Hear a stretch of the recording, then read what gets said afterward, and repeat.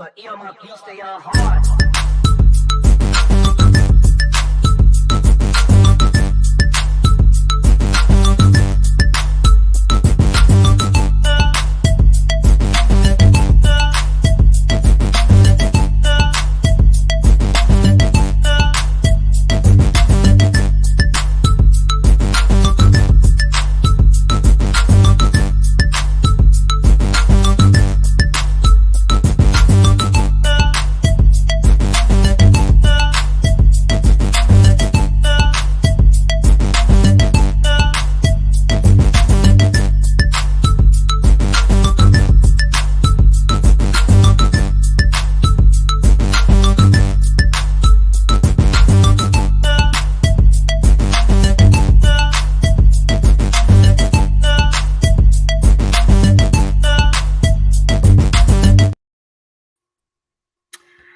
Hello, good evening. Welcome to another live episode of the BCSN SportsWrap. Tonight, it's me, Bryan Fulford, joined by Kelvin Carter.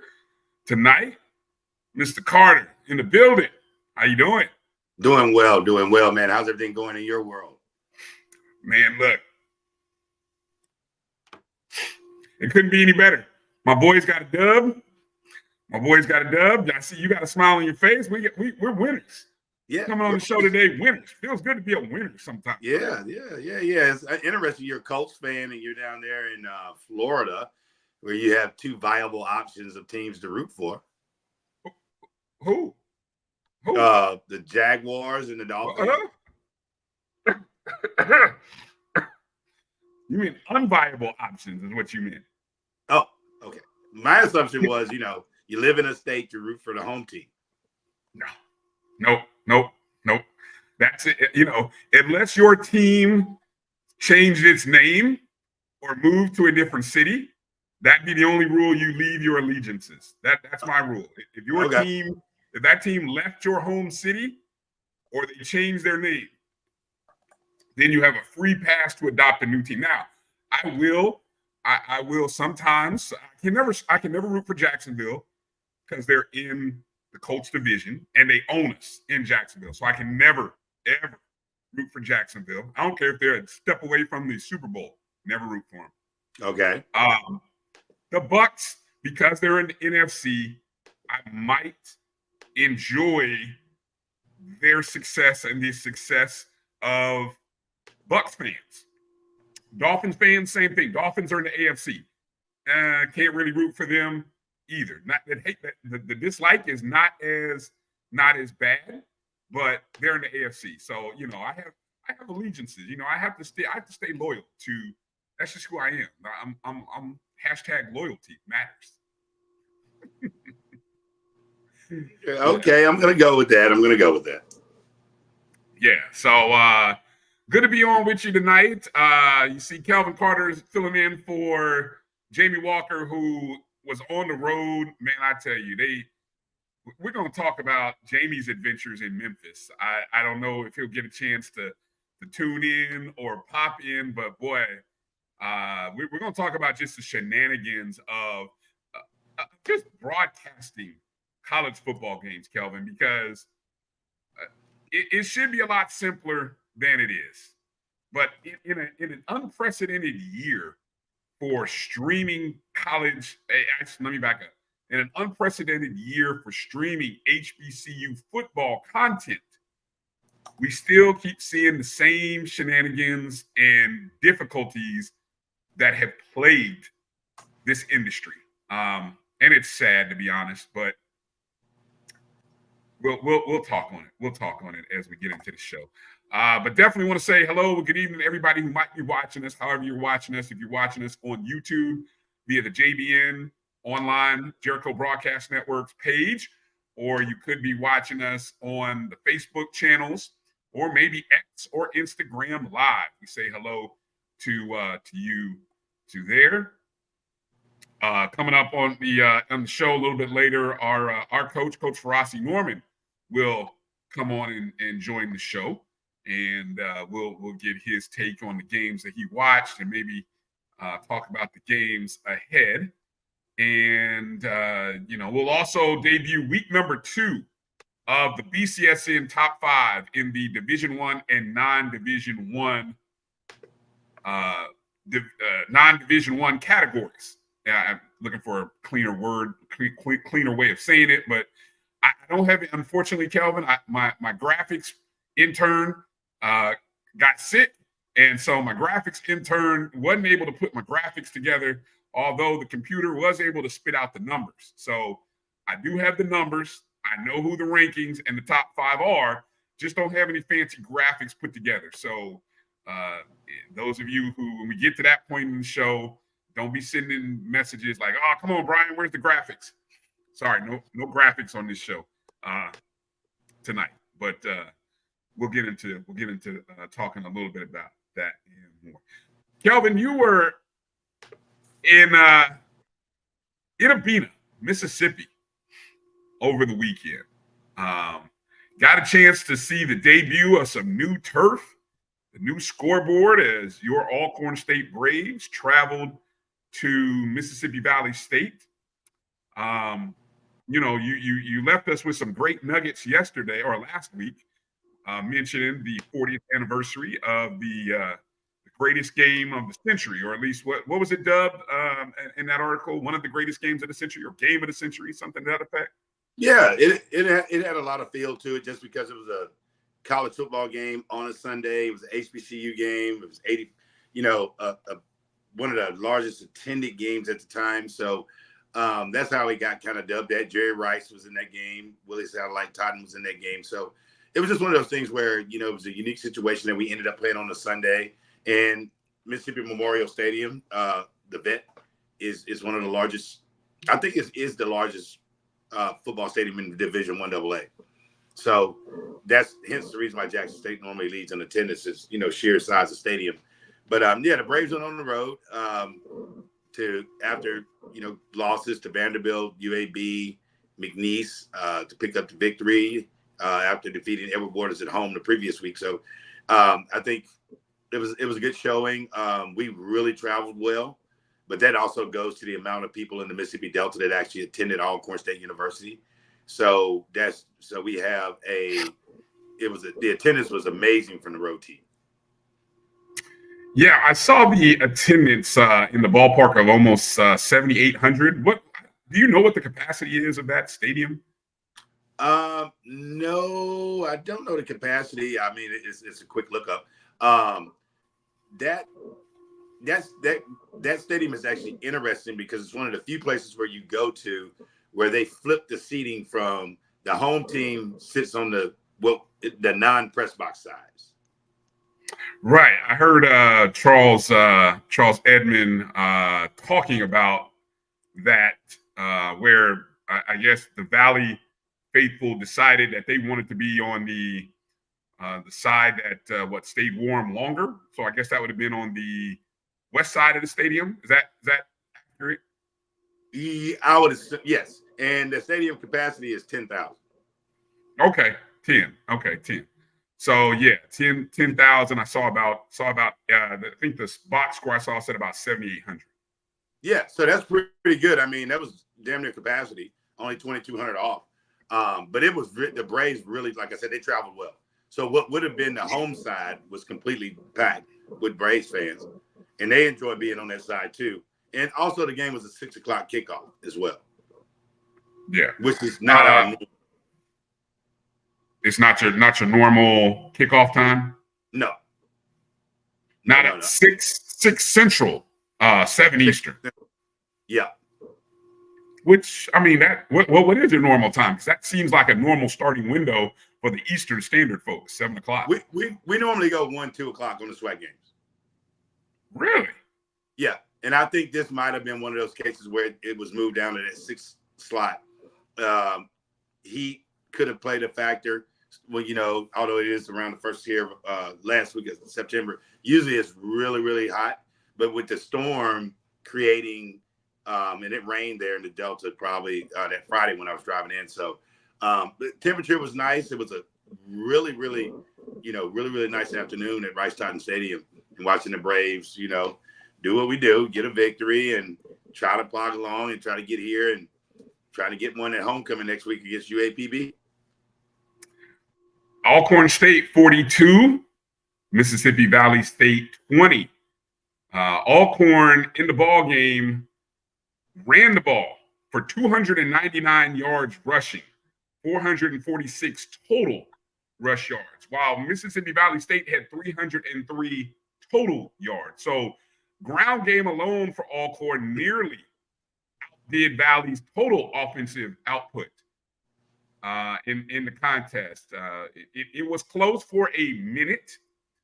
Valley cut the Allcorn lead to 10-7 in the second quarter before Allcorn scored touchdowns on consecutive drives. Jacorian Sewell had a 55-yard touchdown run. Then on the next drive, he had a big run of 47 yards. Practically, it was like the same hole, the same blocking scheme. Right. And he didn't quite score on that drive, but he ended up, the Braves did score and opened the lead up to 24-7.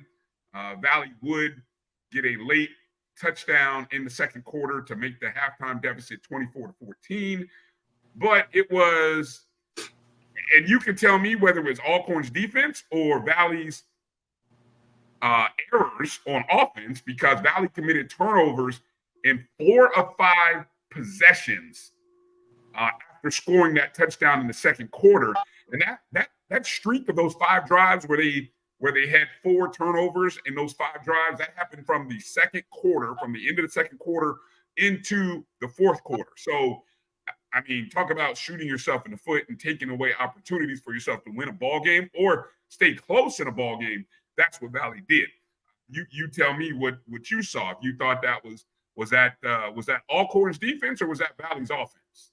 It was pretty accurate. I like to give kudos to Valley. Valley's there's a lot more talent over there than one might think. They might not have as much depth as some of the other teams, but they were organized. They were like I said, hats off to their coach. Our defense really stepped up. I think Coach Thomas had the schemes together. As in any sport, whether it be basketball or football, that turnover margin will usually spell disaster for you. So, maybe they could have survived 2, but they couldn't survive 4. And we had an incident where we even were on the 2-yard line and chose to go for it and didn't get it. And then on the next play, got a safety. So that's and then we also had our kicking game. The special teams really showed up. We started with like a 47-yard field goal, I believe we had to start off with. So it was a combination of things, but 4 turnovers are detrimental. Two turnovers in the game might have looked a little different, but that ground game was really impressive. Yeah, just looking at total stats here, and I know one of our top performers from the weekend was Jacorian Sewell. 12 attempts, 164 yards. I don't even know. I can't even do the quick math on that, but that sounds like about 10 yards a carry. Yeah. Yes. What quick math I can do on a Sunday and a touchdown score. So it'll be interesting to see who gets the SWAC Offensive Player of the Week. He will definitely be in the running, no doubt. You mentioned the fact Valley drops to 0-5. First conference game for Allcorn and Valley. And I think we talked about this last week. This is that stretch for Allcorn. It's a get-right stretch because you've got Valley. Then I think you've got UAPB next week, right? So before it gets hard, you get a chance to kind of to get right and get that 1-3 taste out of your mouth a little bit from the opening quarter of the season. So good stretch, and I don't say this to be mean-spirited, but the Valley get your first win watch is on. It's on. Right. Well, and also too, we failed to mention that the one guy had 3 interceptions. Edwin Summerar.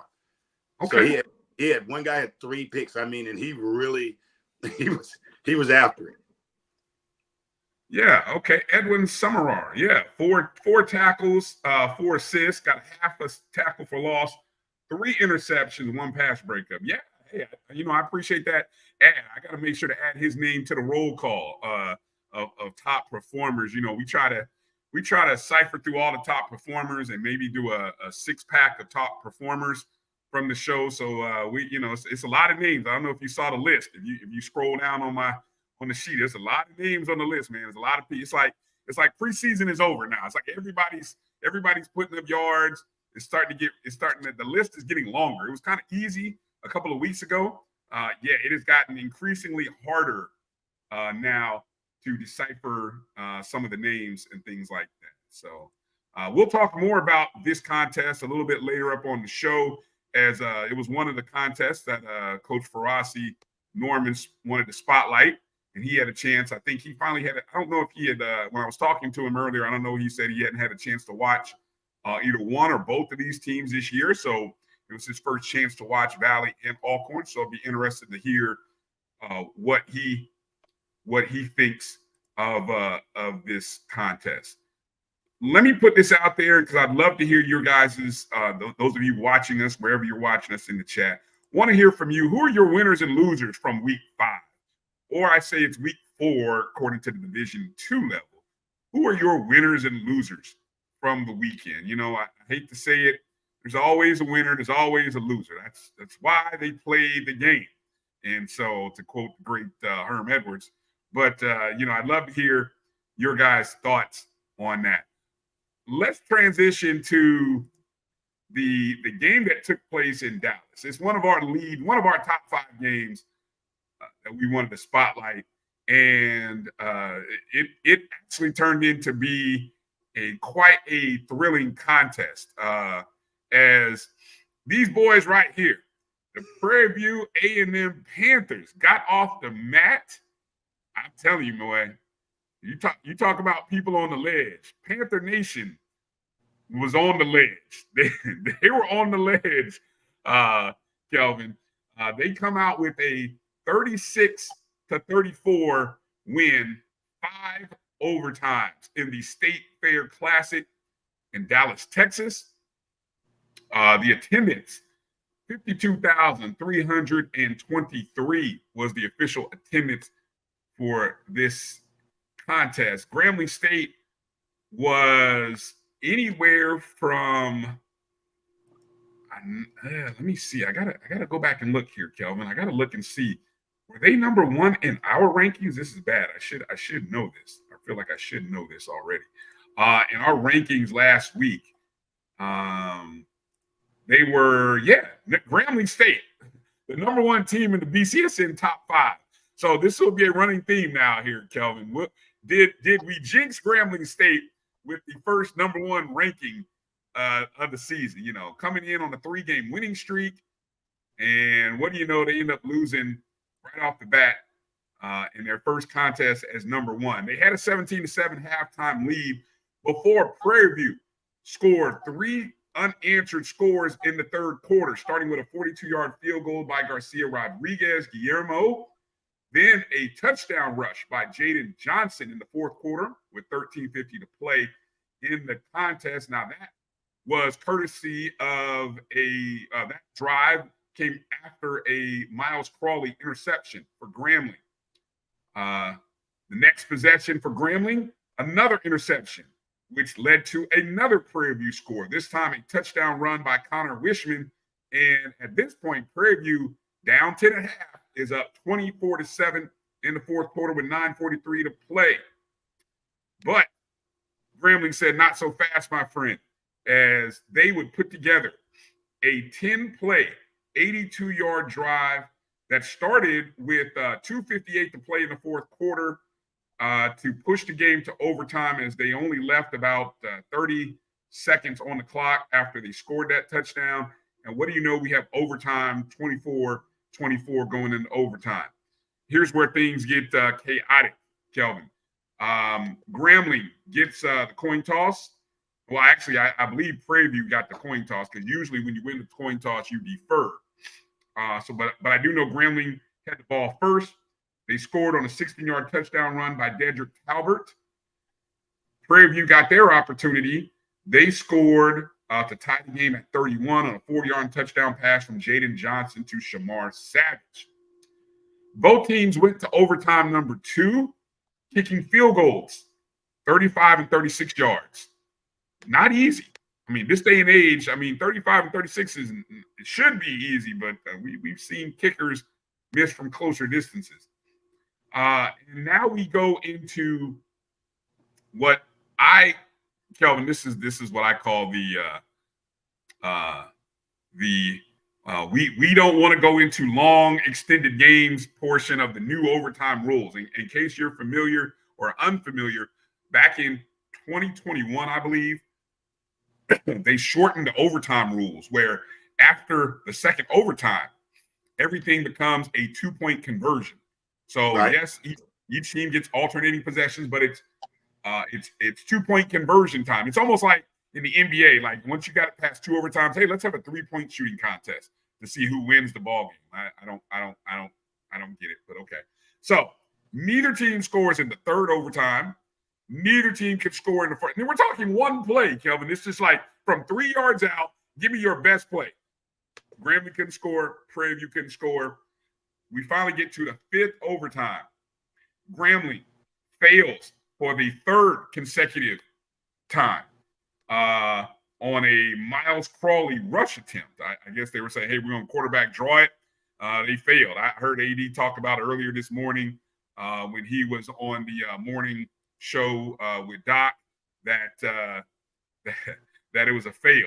So basically now Prairie View had their possession and they too failed on their possession, but a Grambling State holding penalty in the end zone was called, forcing a half the distance penalty.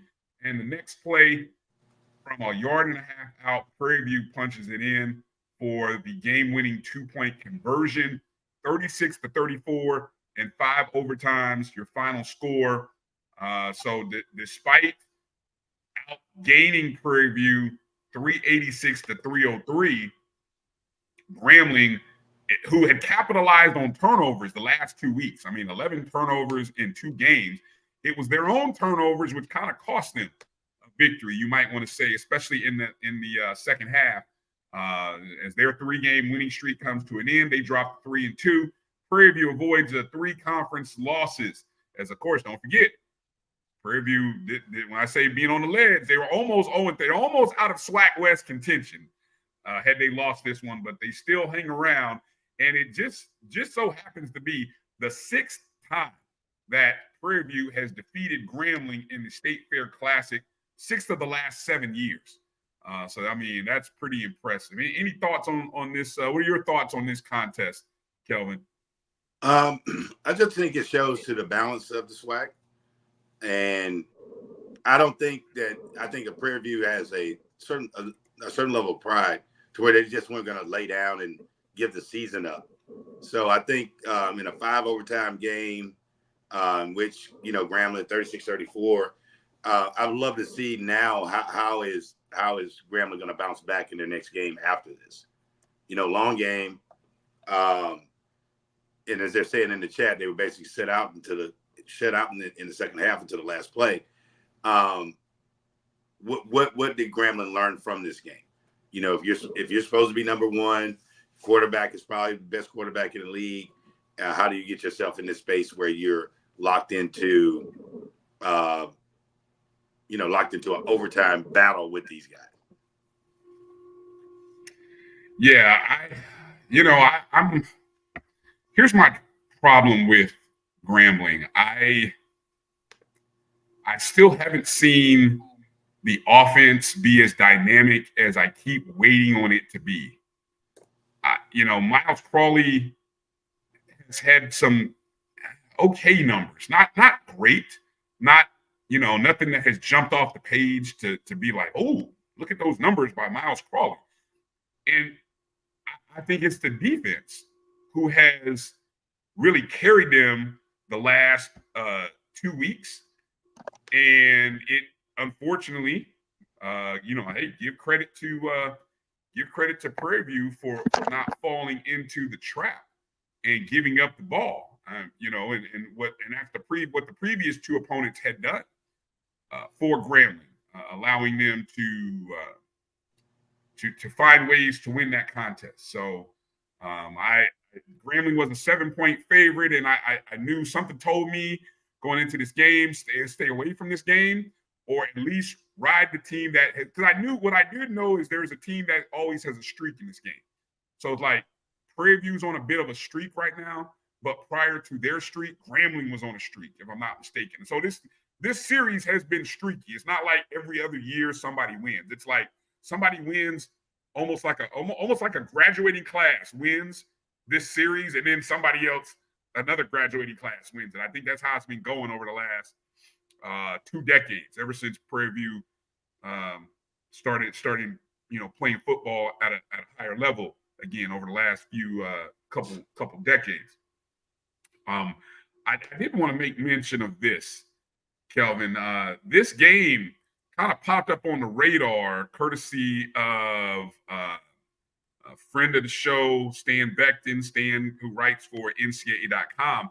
It fell into that category of one of the longest overtime games in FCS college football history.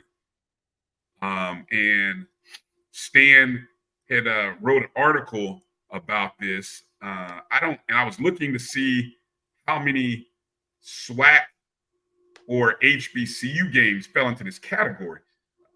And I will say there was one other game that was mentioned. I actually attended this game, but the longest game between FCS opponents in history sits in a 7 overtime game back on October 22nd, 2022, between a 19th ranked Rhode Island and Monmouth. Final score 48-46. The game saw 7 ties and 4 lead changes. In the 7th overtime, Rhode Island would break up a pass in the end zone, and then they would end up getting the possession. So again, but by this point in time, remember, that's when they were going to the whole 2-point conversion thing. This game, obviously yesterday's game between Prairie View and Grambling with 5 overtimes, kind of fell into the market, tied another 5 overtime game that happened on October 23rd in 2021 between Harvard and Princeton. Final score, Harvard 18, Princeton 16. That too went 5 overtimes. Now, before that rule, you remember the old rules, right? Don't you, Kelvin? It wasn't sudden death, was it? No, it wasn't sudden death, but it was alternating possession. It was almost like what they do in high school. So it wasn't from the spot though, was it? It was from I believe it was from like the 25-yard line. That's what I most recently remember. I got it. Yeah. I'm trying to see. I know in the article he made mention of the rules. Let me see. Okay, the NCAA adopted overtime in '96, right? And for most of those games, the overtime rules have been virtually the same. An overtime period consists of each team getting 1 possession from the opponent's 25. There's no game clock, only a play clock. Starting with the 3rd overtime, teams must attempt 2-point conversions after each touchdown. So that was in '96, right? Because we're old enough to remember when there were ties in college football, right? Yes. We do remember that. That's why the only reason you should have a tie is if Mother Nature decides to get in the way, i.e. Florida Memorial, Clark Atlanta. Then in 2019, overtime rules changed. Starting with the 5th overtime, teams began to run alternating 2-point conversion plays instead of offensive possessions from the 25.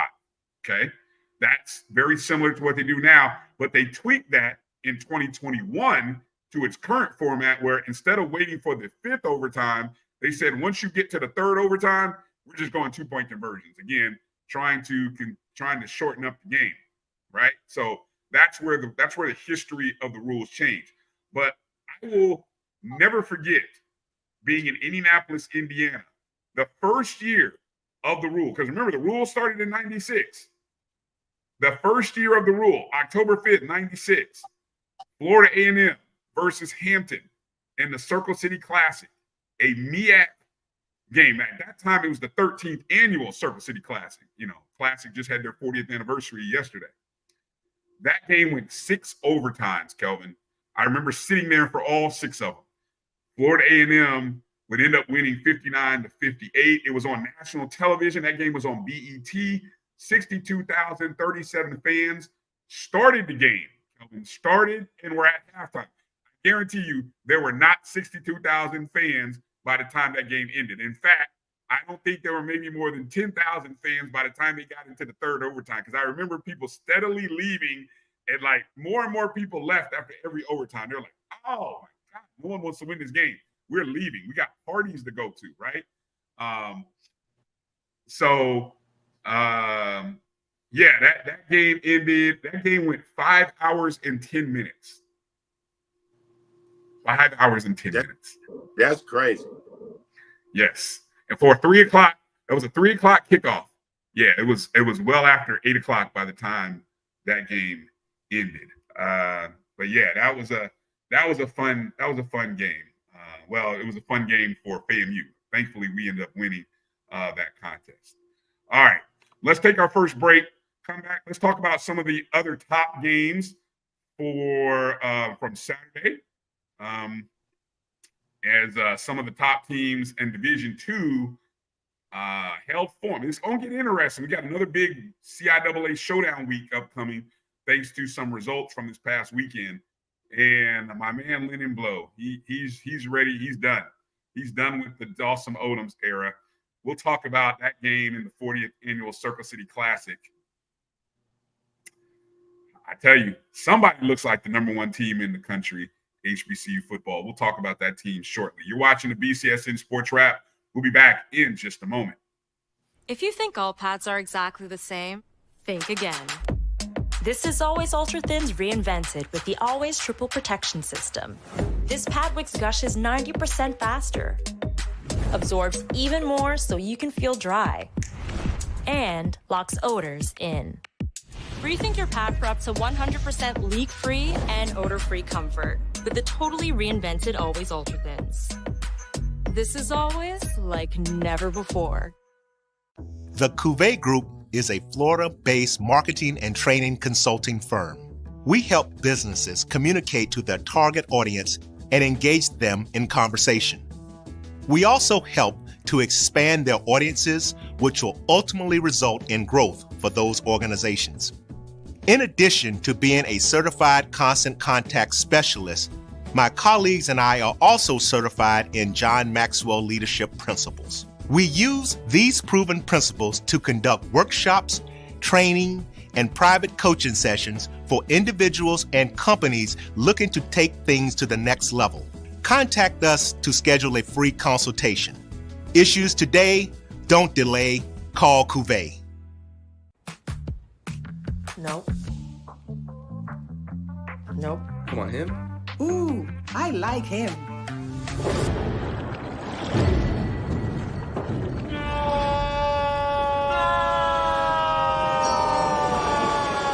Quick, the quicker picker-upper. Bounty picks up message quicker, and each sheet is 2 times more absorbent so you can use less. He's an 8. He's a 9. Bounty, the quicker picker-upper. This is Ryan Fulford. AD Drew and I are co-hosts of the BCSN Sports Wrap. We talk about all things related to HBCU athletics. From the games, teams, coaches, and fan interest stories, we cover it all. You can find our shows on Facebook at BCSN Sports Wrap, YouTube at MyJBN Online, and everywhere you listen to podcasts like Anchor, Spotify, Google, and Apple Podcasts. You can also find the show on the Jericho Broadcast Network's app. Make sure to download. We look forward to you joining the conversation and being a part of the show.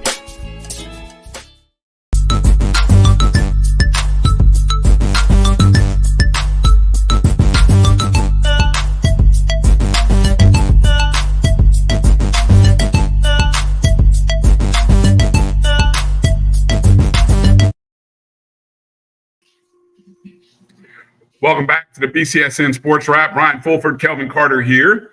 Kelvin, did you know we had some Sunday HBCU football happening today? And who would that be?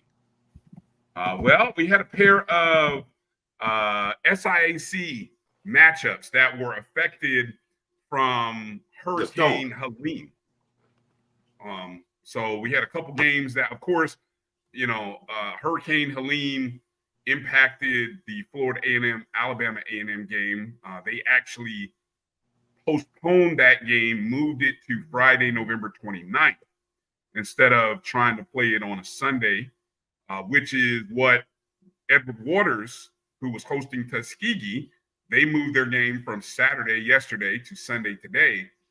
And Savannah State, I don't know if their problems were directly related to Helene. They apparently had another issue, I think an electrical issue at their stadium. And so the game was actually they had to move the game to Fort Valley. It was announced sometime Friday, I think, that they were going to move the game to Fort Valley, Georgia. So it ended up being a Fort Valley game. Now, the problem with all this is you didn't have the Edward Waters game on Saturday was supposed to be streamed on ESPN Plus. That didn't happen. They couldn't even manage to get that game up on YouTube today. And then the Savannah State game was supposed to be, I think that was supposed to be on ESPN Plus as well. That didn't happen. Fort Valley couldn't get the game streamed. So,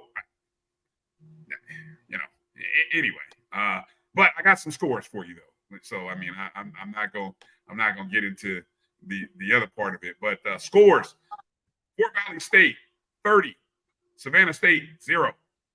Wow. Thanks for showing up. The score was 3-0 at halftime in a game that I think I tweeted this out. At halftime, there were 8 punts, 2 fumbles, and 1 INT in the possession before Fort Valley kicked a field goal to right in the final possession of the first half. But that's the kind of game you had. You had 8 punts, 2 fumbles, and 1 interception. That's how those first 11 possessions went in that contest. Fort Valley did manage to score 27 points in the second half, kept Savannah State from scoring. Down in Jacksonville, Tuskegee went on the road. I think they got their first conference win, if I'm not mistaken. But anyway, final score 27-13 as Edward Waters, their tough season continues. Continue to have a tough season, Edward Waters. I mean, man, it's a tough going right now. Probably robbed of a win last week, and unfortunately, I don't know if the storm would have made a difference, but it certainly probably didn't help. I don't know what the attendance was like, so I'll be curious to kind of hear what the attendance was like. But tough going for Edward Waters there. So, yeah, just thought I'd bring that up. All right. I know somebody had said I made mention of that 6 overtime game. I see a few comments from some people that G Boom said people at the State Fair Classic didn't stick around much for those overtimes. G Boom as well as EA both saying folks were leaving after halftime and after the third quarter. It would seem like you would want to hang around. That's probably when the game got good. What's your take on that, Kelvin? Are you someone who would you leave a game early, or what? Are you one of those people you like to stick around until the clock hits 000? No, I'm staying for the whole game. That's me. I couldn't imagine leaving before the final score, but I also do understand that I probably shifted a little bit around. I've always enjoyed the football game itself, and the parties and the other activities were always secondary. But for example, we had a group of people at the tailgate at the Mississippi Valley game that set up wonderful tailgate sections, cooked, had the games, had the Alabama game going at the same time as the Allcorn State game, and they were in 2 places at one time. They were enjoying the atmosphere of Mississippi Valley and it being in the tailgate, which is a fabulous tailgate space. and all while watching the Alabama game, which turned out to be a really good game as well. Yeah, G Boom said there were folks who wanted to get to the fair and get some of the food. I do remember the one time I did go to the State Fair Classic. Again, because I was working, I did not get a chance to stop and partake of any of the food. But I'll tell you, the walk into the stadium, it sure smelled good. I can tell you that. So it smelled good. I didn't get a chance to grab any, no elephant ears or turkey legs. Sadly. Yeah. So, all right. Let's kind of move into some of the other games of note. While I'm venting here. This is me here. The Clark Lane game. Our good friend Jamie Walker was supposed to be doing the broadcast of the Clark Lane game. Now Lane is hosting that contest, an SIAC matchup. Well, the reports from the stadium, which apparently was a high school stadium, to my knowledge. True. Was a high school stadium in Memphis where Lane was playing. Apparently, there was no internet, or there was an issue involving internet, whether it was not available or just wasn't working. I don't even know if they had it. Nobody seemed to have brought in kind of a hotspot to even do live stats. So you really had no stats, no internet, no broadcasting.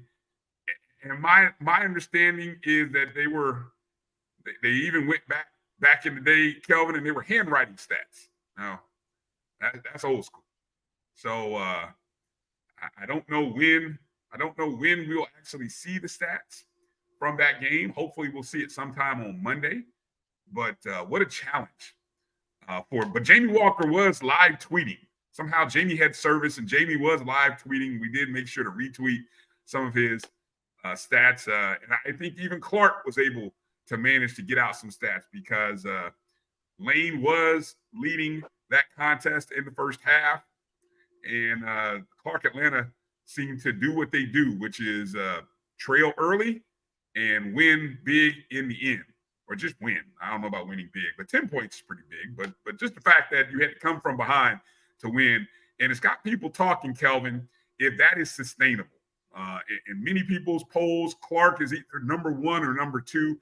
I have them ranked number 1 because I'm giving them extra value for going on the road and beating Florida, Bethune-Cookman, and probably could have beat Florida Memorial on the road as well. But anyway, we'll never know because that game never finished. But what's your thought on Clark? Is that kind of the way they're rolling? They're 4-0, 3-0 in conference play. Is that sustainable? Well, is that conference divided into divisions? No, it is not this year. It is okay. One best 2 teams in the regular season go to the championship game. So in essence, if they win 2 more conference games, they're probably guaranteed a slot in the championship game.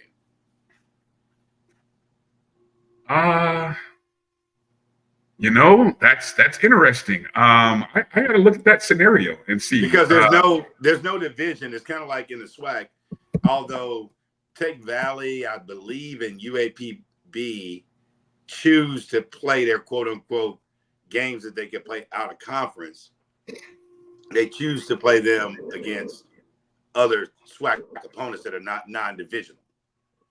So with the SIAC situation, 2 more games and they're almost in second place. Well, and here's the thing with Clark's schedule. Like Clark is 3-0 in conference play. Their upcoming schedule is they've got Savannah State at home, and then they travel to Central State. So if they do take care of business at home, well, 1 home, 1 away, you are talking 5-0. And of the remaining 3 games, they've got Miles at home, Tuskegee at home, and Morehouse across the street. 2 of those 3 are either winless or just got their first win today. So, wow. yeah. So it all of a sudden it becomes, yeah. I mean, the schedule just works out for Clark this year, where Clark doesn't have to play. I'm looking at the standings right now. Albany State is 2-0 in conference.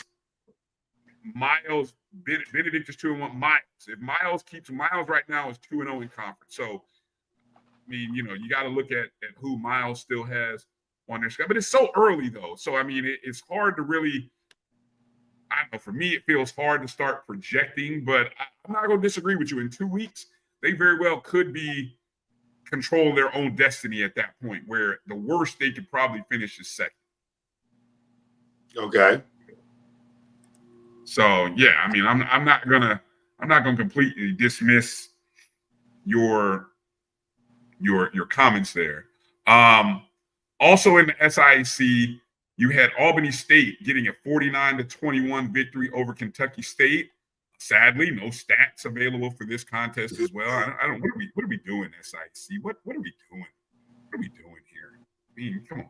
Anyway, we do know there was a post-game story. There was a story written up for this game, and what we do know is quarterback Isaiah Knowles, a redshirt sophomore from Tampa, Florida, he threw for 6 touchdowns, Kelvin, and ran for another. That's 7 total touchdowns. That's some David Wright type numbers that he put up.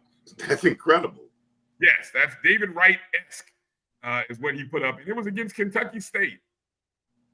Everyone just has career numbers against Kentucky State. I just don't know what it is. And you need to have a career day. Here comes Kentucky State. Sad.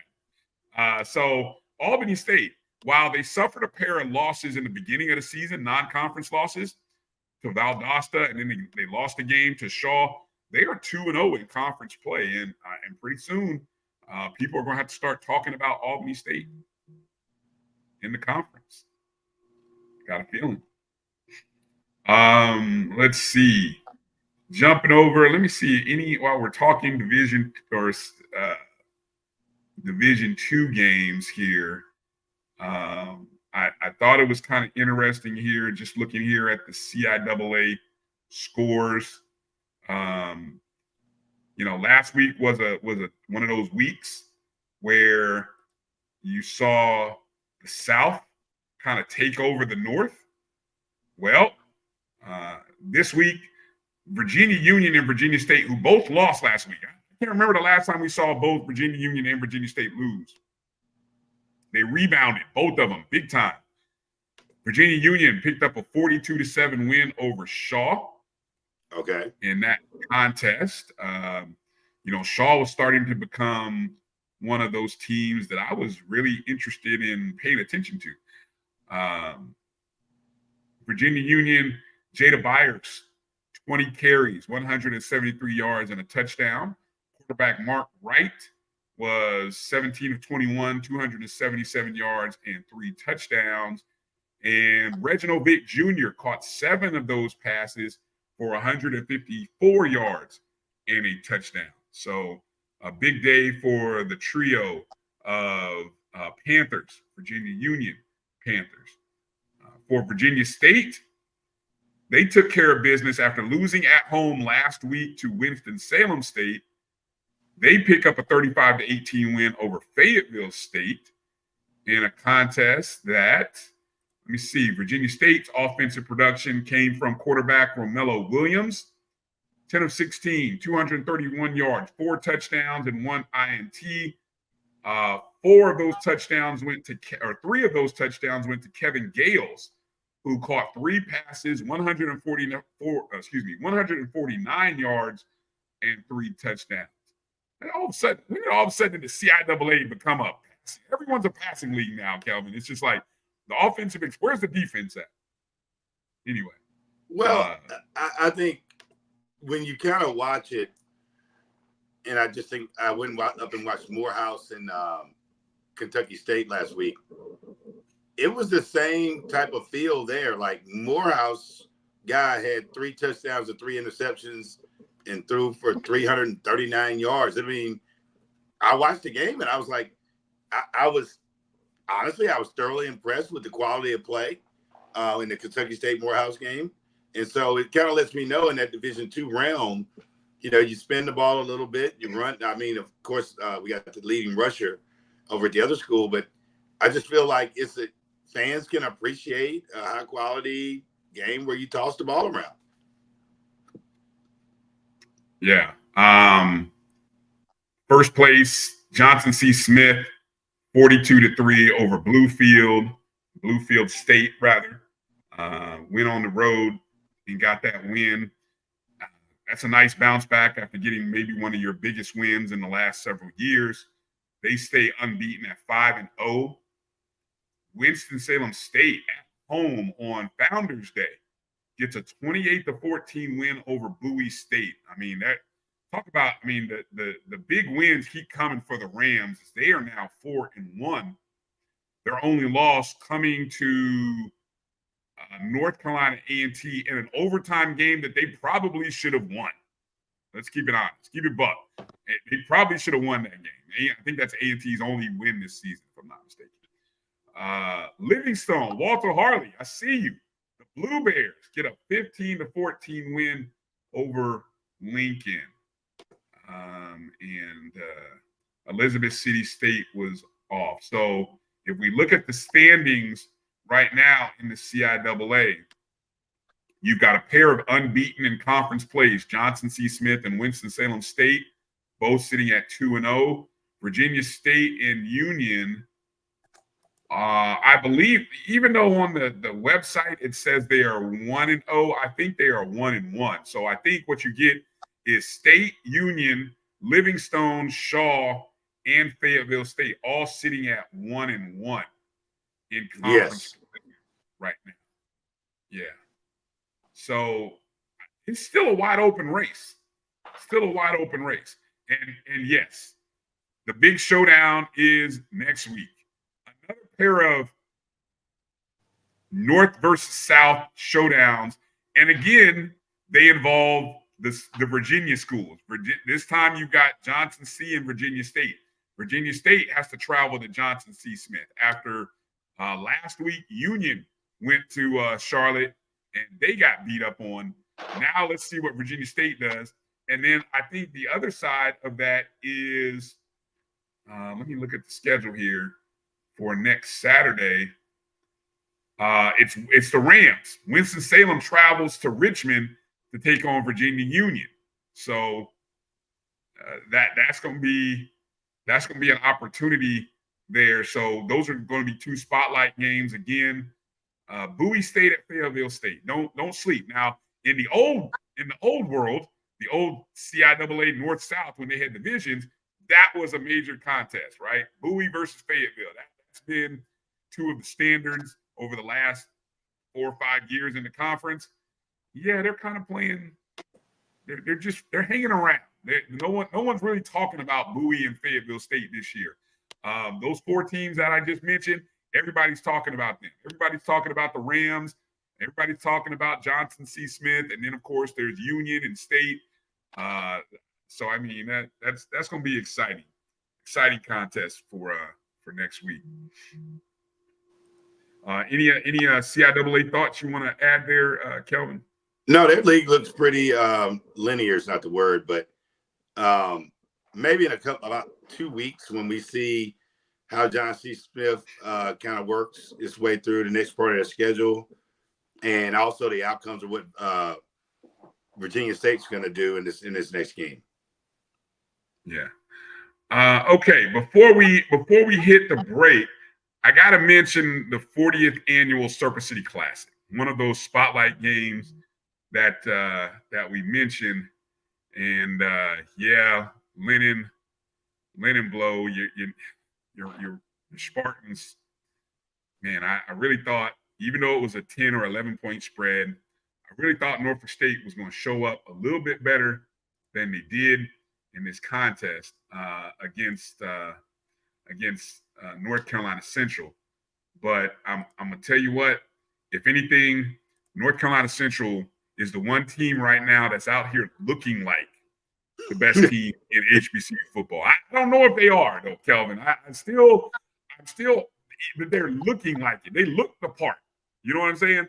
I've watched them now in 3 games, and they have looked good in all 3 of them. Now, I'm still scratching my head trying to figure out how in the heck they lost to Elon at home 41-19. But, okay, put that aside. The last 2 weeks, they have looked good. Yeah, Lennon, Norfolk State fans are ready for basketball season. October's coming, Lennon. You can get ready to start talking about basketball because it ain't looking too good for football for Norfolk State. 37-10 final score. North Carolina Central improves to 3-2. This was a MEAC game. This was a game that was supposed to be played, I think, in late October. That got moved up to be a part of this classic. So already Central starts out 1-0 in MEAC play. Norfolk State drops to 2-4 after the big road win against Virginia Military last week. They just weren't able to put it together. They got down as much as 24-3 by halftime. And, from there, it was all she wrote, man. Walker Harris, 19 of 25, passing, 244 yards, threw 4 touchdowns. 2 of those touchdowns went to Markel Quick, who had 5 catches, 124 yards, including a 63-yard touchdown to open the game in the opening drive for Central. And it was just Central taking care of business from that point. Jamari Taylor, the running back, got 11 carries, 86 yards and a touchdown. And it really was, if I go and look at the statistics, Central dominated in every possible category, total first downs, total rushing yards, total passing yards, total offense, 454 yards of total offense. They held Norfolk State to 244 yards of offense. I mean, my God, they doubled them up essentially in terms of total offense. Well, I mean, it's super interesting because the Spartans, I think, are 2-4, 0-1 in the MEAC. There's a chance they might not win another game.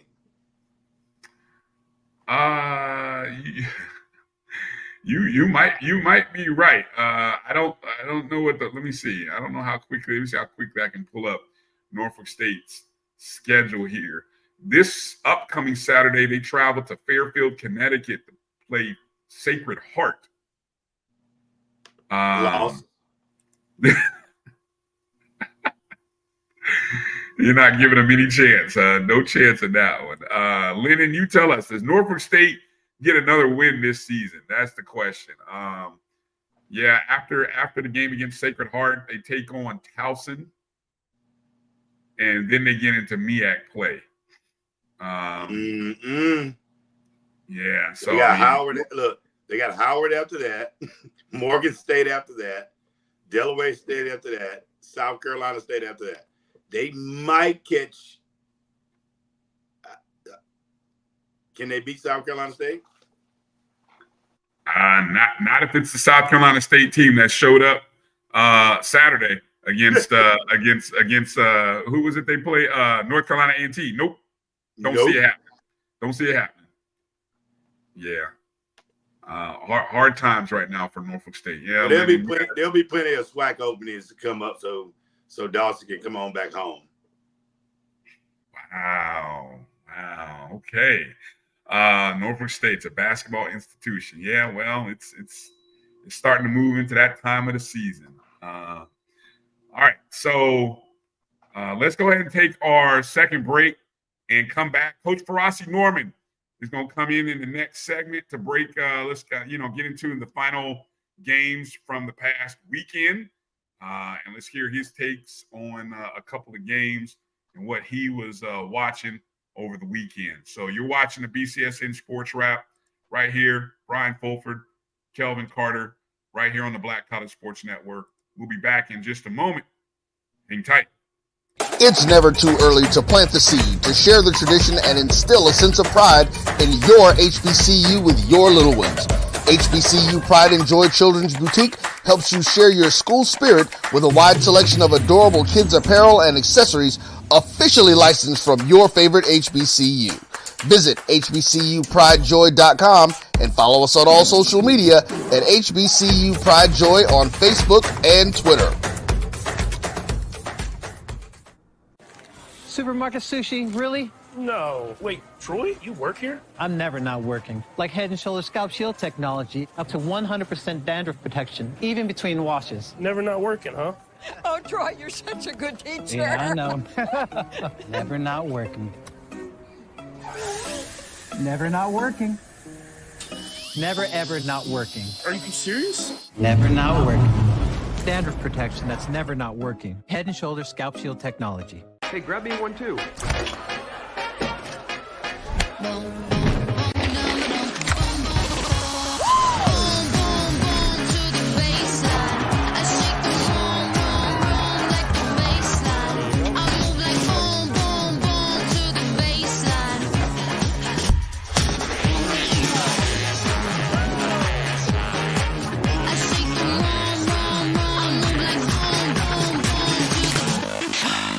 Charmin Ultra Soft has so much cushiony softness, it's hard for your family to remember. They can use less.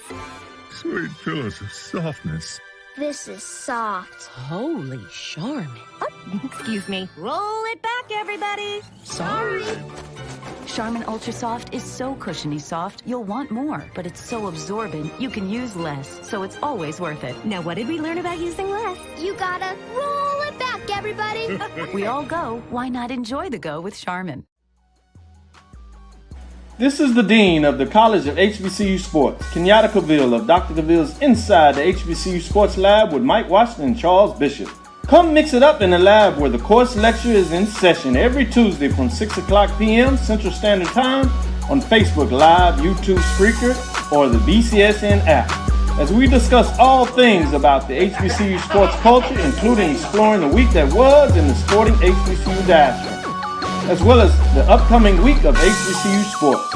With me, the Dean, the College of HBCU Sports, on Dr. Cavill's Inside the HBCU Sports Lab with Mike Washington and Charles Bishop. Course lecture dismissed.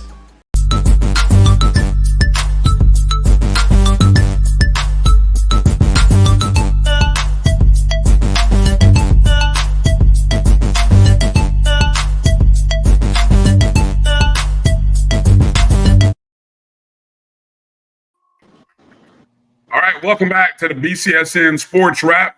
Brian Fulford, Kelvin Carter, joining us as always on a Sunday during the football season, and none other than our coach, Coach Farasi Norman. Coach, how you doing tonight?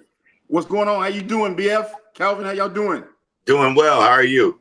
I'm doing well, Getting ready to celebrate my 5-2 tomorrow. So, you know, I got my Cobras in the fridge. I got my steak, my potato salad. So I'm going to have a great day tomorrow, but I'm just leading up to that day. All right, which you guys, is a couple hours away from now. There you go. You guys make sure to hit up Coach Farasi, Coach Farasi on X. I'll make sure to show Coach some birthday love. Let him know you appreciate him jumping in. Yeah, I appreciate that. Appreciate that. You know, I see you now. You're a Seahawks fan too, correct? Yeah, baby boy. Yeah. Hey, did you guys lose your quarterback? Did you lose AR for the season again? Unless you are breaking news, I don't know if we lost him for the season. I know we lost him for the game. Okay. Yeah. I was reading something and it said he got hurt and he hurt something. I'm like, not again. Come on, bro. Yeah, he hurt a hip. Apparently got hit on it. And the crazy part is 2 plays later, the coach runs him back out there and then they run an RPO. And it's like, now, I know the quarterback doesn't have to run it, but you still don't. That's like saying, hey, if I'm losing weight, don't go buy a bunch of cakes and put the cakes out on the counter.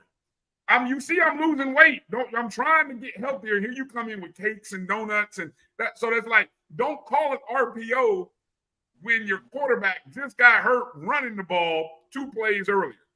Anyway, we're not going to talk about NFL pro. I'm just glad we got a win. Sorry, Mary.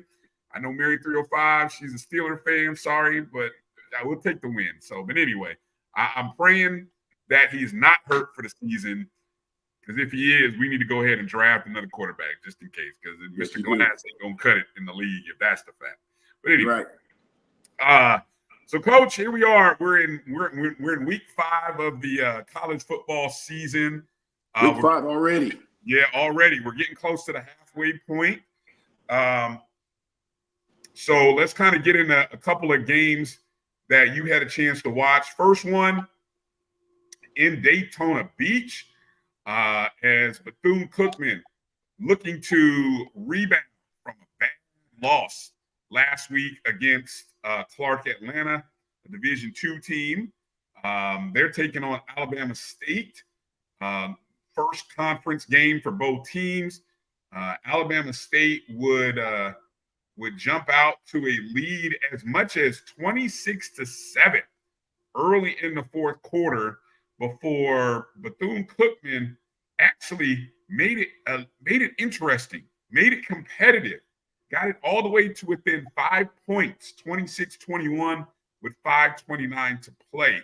Unfortunately, though, Bama State Hornets were able to overcome the comeback and hold on to the victory. Bama State improves to 2-2 overall, 1-0 in conference play.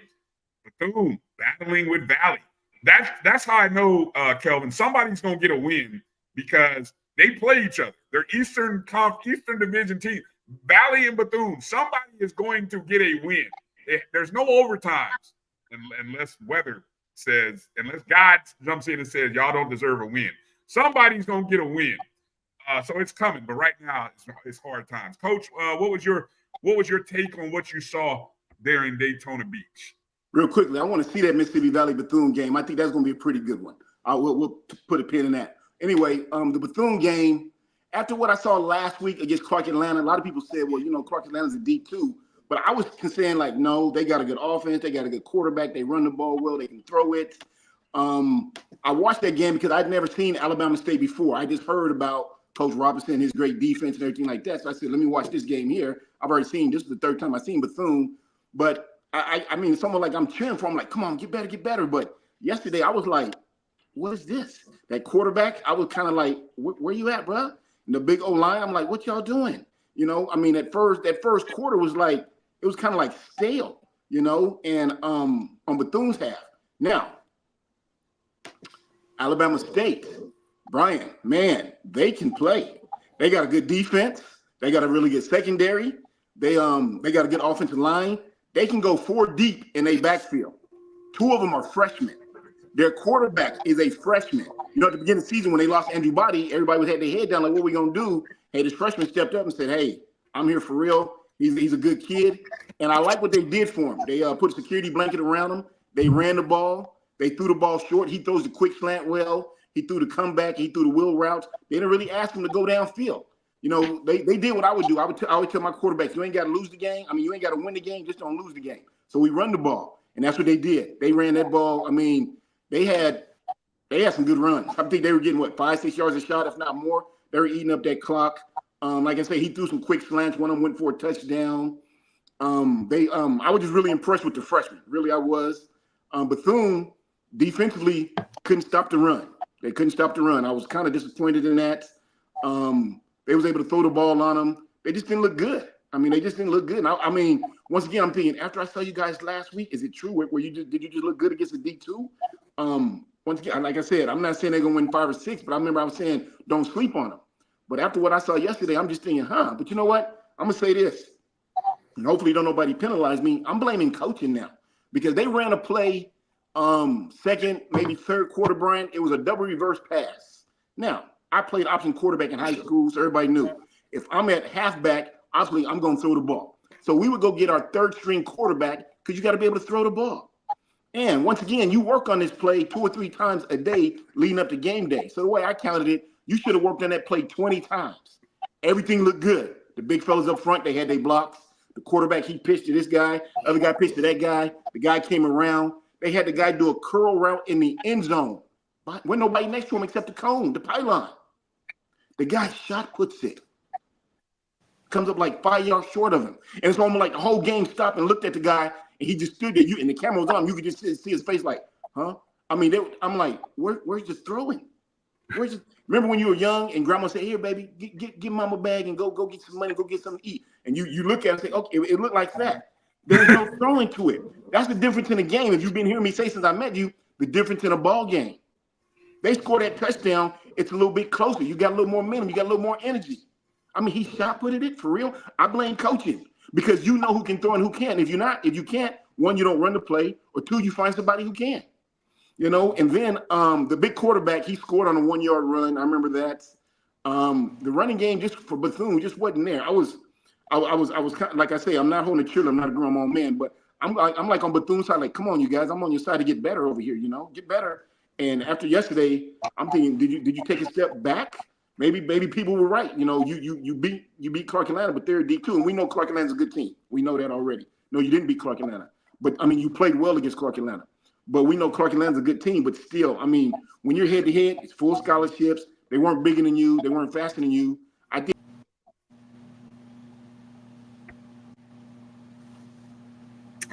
We lost Coach there for a second. Hold on, let's get him back. All right, Coach, we lost you there for a second. Got you back now. Am I back? Yeah, we got you back. Okay, we lost you. Okay. I was like, whew, here we go again. I thought we were done with that. So, but then again, for Alabama State, I was really impressed with the way they protected that quarterback. They didn't try to, come out there and throw 40, 50 balls. They ran the ball probably 70, 75% of the time. Like I say, when he did throw, it was quick slants, comebacks, wheel routes. He may have went downfield once or twice. I'll say this. I don't know what they're going to do this year, but Eddie Robinson and those coaches should smile because they got 2 freshman O-linemen. They're big. They're physical. They got that freshman quarterback. They got 2 freshman running backs. They got a freshman D lineman who was making havoc. They had 2 freshman linebackers that were sideline to sideline. I don't really know what was going on in their secondary. Now, I don't know if they're experienced or not, but I think late third quarter, early fourth, I could be wrong, but I just remember this play. You can help me out. You're probably reading the stats. Bethune-Cookman threw a deep bomb. It was a deep pass. And the one DB, it was whoever his coach is, he deserved a pat on his back because he coached it well. And then as the kid's an athlete. It was hip to hip. When he looks, you teach the kid. When he looks, you look. And he looked, and he intercepted the ball. Boom, okay? The kid from Bethune, he fell down. Another kid kind of looked like Dion. I mean, he's coming up the sideline, and he's got some speed. This brother's moving up the sideline, and he's getting some blocks into block. I think they said he took it back 95 yards, but they had to bring it back because somebody hit a kid in the back or something like that. It was a penalty, like blocking in the back or something like that. But still, picture perfect. Secondary had 4 or 5 breakups. I think they had 1 or 2 picks.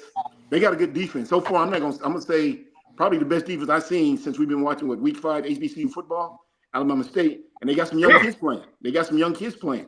So, like I said, if I'm Eddie Robinson and that coaching staff, I'm smiling because that kid is the future there. I know hopefully Andrew Body comes back. They interviewed him yesterday, and he said he works with him a lot. He really likes him. But after that first game, to me, Andrew Body's more of an athlete than a quarterback. If he comes back, I hope he does. Like I was talking to you earlier, I know that they said some PWIs have reached out to him and his family, like, hey, come back to Texas, come this way. I'm hoping he stays with us as an HBCU kid. I think that Alabama State should use him as an athlete. Some receivers, some quarterbacks, some running back, because he brings a lot to the table. But that freshman, he's your guy. For the next 4 years, he's your guy. He's talented. He's only going to get better. I will say it was a good game on some part, but Bethune, if you're paying attention, anybody from Bethune, you guys got to show up with an identity. You can't wait till in the third quarter, they scored 2 touchdowns within like a minute, 5 seconds, like boom, boom. And then they just start like kicking it again, like stop kicking it. You got to play the game called football from the beginning to the end. That goes back to coaching, Brian. I don't know. Some coaches say they don't get their team. They let them listen to music and they let them rah-rah each other up. No, you got to coach your team. Me, myself, I give game speeches. Before the game, halftime, fourth quarter. It's my job to keep my boys up at a high level so we can win this thing. So I don't know that coach, so I can't really say what he's doing. But I say this, they didn't play like they did the week before, maybe because it was a D2 or maybe because it was equal level. But we can't say, well, we didn't have enough scholarships and they were bigger than we were. No, that was an equal game. And Alabama State just wanted it more. They punched you in your mouth and they kept punching you. Congratulations to that freshman quarterback. He's going to be something that we're going to talk about in the future in the SWAC. That defense is real good. No doubt. I'm going to say they're the best defense so far that I've seen in HBCU. Interesting. Let me give some context here. Zach Sims, the quarterback you're speaking about of Alabama State, who was 8 of 12, 78 yards, 1 touchdown. Sims, a true freshman, 6'2", 185, from Alabaster, Alabama, went to Thompson High School. That's where he's from. Now, you mentioned about those rushing stats again, just to give, in total, Alabama State rushed 55 times in the contest. Now, we've talked about this. This has only happened a couple other times. Morgan State ran 55 times to open the season. I think somebody ran 55 times on, I think it was Kentucky State. So there's only been a handful of times when somebody has run 50 or more times in a game. It's only happened, I think, 2 other times this season. 55 times, 308 yards. That's a 5.6 yards per carry, while Bethune-Cookman only ran 99 net yards rushing. In total, if I go to just total offense, most of Alabama State's 386 came obviously on the ground. They didn't do much in the passing area, but I guess you didn't have to. You had to do much passing. You had to do much passing the way if you're getting 5 yards a carry. Alabama State, it'll be interesting because next week Alabama State plays Florida A&M for homecoming. It'll be interesting to see. Let me jump over and ask Kelvin real quick. Kelvin, your quick thoughts there on Alabama State and Bethune-Cookman from what you've seen so far this season of those two.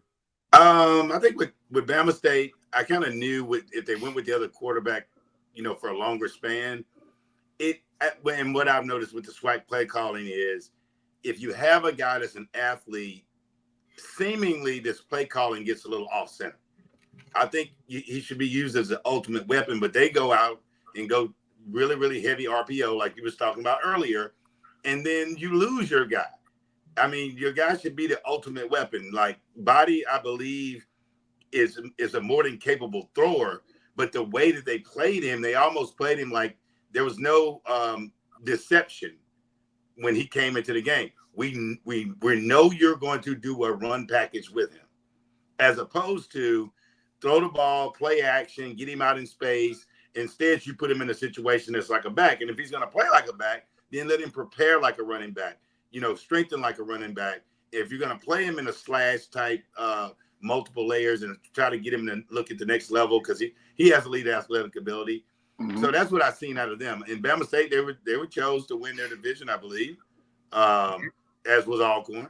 And so that losing a quarterback didn't necessarily kill that thought, but I do think that we got a chance to see. I think that the next guy up was the one that was probably going to be best for them all along, but I don't think they had the courage to put Body in a position to make them the most dangerous team.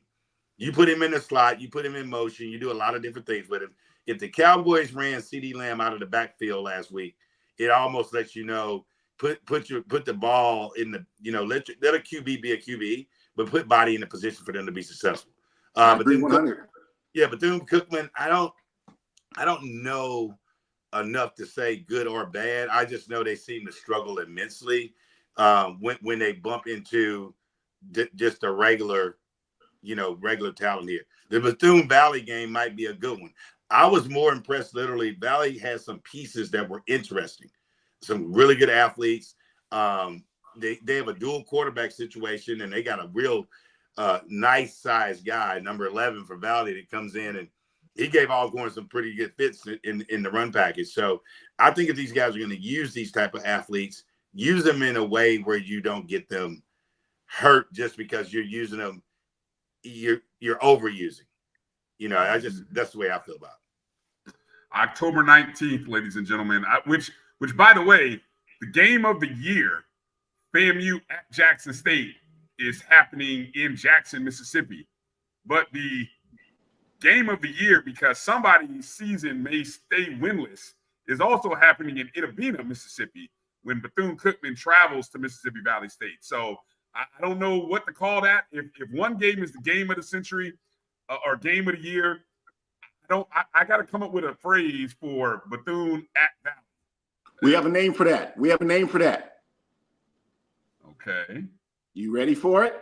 I'm ready for it. I'm scared, but I'm ready. The toilet bowl. Oh, there we go. The toilet bowl game of the year might be happening on October 19th there. That's what we call that. Real quick, Brian, real quick. The reason why I say their defense, I mean, numbers speak for themselves, but they had 3 good plays that I remember that I was like, wow, I'm old school. I always reflect on the old school because that's where the area I grew up in. They had one play where the quarterback from Bethune, he was diving the running back to the right. He was diving, and then he turned around and telepath the receiver and threw it to him, which either the outside linebacker or the safety saw that, and by the time the kid caught the ball, he put a Ronnie Lott Ed Reed on him. He licked him up like a Christmas tree. Wow. Like, wow. Okay. Another series, the D tackle for Bama State. And Bethune got a big quarterback. He's a nice sized kid. Okay. Now, I'm going to say this for football player. I don't know if you played football or Kelvin, but we as football players, we don't mind being tackled, but we don't like being hit. People probably saying, huh? We don't mind being tackled. That's part of the game, but we don't like being hit. Okay. So this D tackle came between the guard and the tackle. He shot in there. The quarterback's a big sized kid.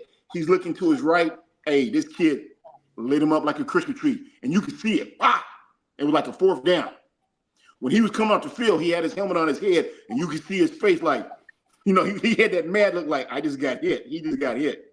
And then there was another play where they threw a ball. It was Bethune threw the ball to a receiver, and he was like in between the hash marks. He caught it, but he was bobbling it, and that free safety came up. It, once again, looked like something Ed Reed or Ronnie Lott would do. He hit him like 4 yards out of bounds, and you could hear like, bang! I was like, that's football right there. Well, for some odd reason, we're getting away from that, but that's football right there. And that also sends a message. When you're watching film and you see this, you're like, whoa. And if you and as a defense, like I say, I coach defense, so you emphasize that stuff. Hit him from the shoulder pass to the ankles. He's live. We don't go nobody's helmets. We're not carrots. We're not cowards. We don't get all that stuff. But from the shoulder pass to the ankles, he's live. Hit him. And I saw 3 good hits by that defense yesterday. So that's why I say, as of right now, from what all the football we've been watching these last 5 weeks, that defense is number 1 to me. Well, keep that game circled next Saturday, Coach. FAMU traveling to Bama State. That's one that keep that one circled. So that yes, sir. We'll get it. We're going to see how that Bama State defense does against FAMU. I don't know what to make of. I can't sit here and tell you this great. FAMU's been off for 2 weeks, right? They've been off for 2 weeks. Yeah, pretty much ended up having a bye week because they didn't play this past. So I don't know if that's a good thing or they played. Basically, you could say they played 1 game in the last 3 weeks. 1 game in the last 3 weeks. So I don't know. It'll be interesting. All right, let's quickly get over to the other game, which you got a chance to watch. Allcorn State at Valley. Of course, Kelvin was talking about that earlier. He was there in the house, so he got a chance to see it up close. You were watching it on TV. Allcorn with a 42-20 win over Valley. What was your impressions of either side or just the game in general? Game in general. I wanted to watch that game because I'd never seen Valley or Allcorn. And all last week, you kept hearing people saying Valley would win by 3, Valley would win by 7. And I'm thinking, Allcorn, you can't lose to Valley. Now, I don't know much about them. I know they got a new coach. McNair's doing something different. And I know they hired a guy that was on staff. That's all I know, okay, and everything like that. But I do know they got a good football program over there. So I'm thinking, you can't lose to Mississippi Valley. And everybody's talking about the new stadium and the scoreboard and all that. Hey, ain't got nothing to do with W's and L's. That just that's a good recruiting tool and everything like that. So I wanted to see this game. So I made sure I was sitting right up front to watch the game. We're going to start with Allcorn. Allcorn has a quarterback. He's mobile, tall, thin, got good legs. He throws a good ball. He ain't one of the better passing quarterbacks in the league. Nothing against you, Calvin. Don't be upset, but he throws a good ball. But I will say this. They got a good offensive line. They block. Whoever their O-line coach is, he needs a pat on his back. Them brothers up front did their job, okay? They got 2 running backs. I don't know their names, but they remind me like Lil Ward Duns. 5'7", 5'8". Jacorian Sewell. 12 for 164, and then you're probably talking about Xavier Vaughn. He had 13 for 57. And Vaughn's the quarterback. Oh, okay. Vaughn is quarterback. The other running back would have been Cameron Stewart. He was 7 for 47. So those were the 3 leading rushers for Allcorn the other night. Yeah, and so then, like I was saying, so the O-line did a great job of blocking. I think one play was like 4th and like 7, 4th and 8, and the little running back, the one that had 100, he shot out the cannon. I mean, he got out of there to the house. Boom. I was like, wow, okay. And then I remember the commentator said, we don't have a big back, and it's funny, the very next play, the quarterback did, he dived to the running back, he came around the corner, I mean, within 3 steps, he was in the end zone real quick, so you've seen some quickness out of him. Mm-hmm. We got you. You there? Yeah, yes. Still there. Okay. Then they had another running back. Huh? Then they had another running back.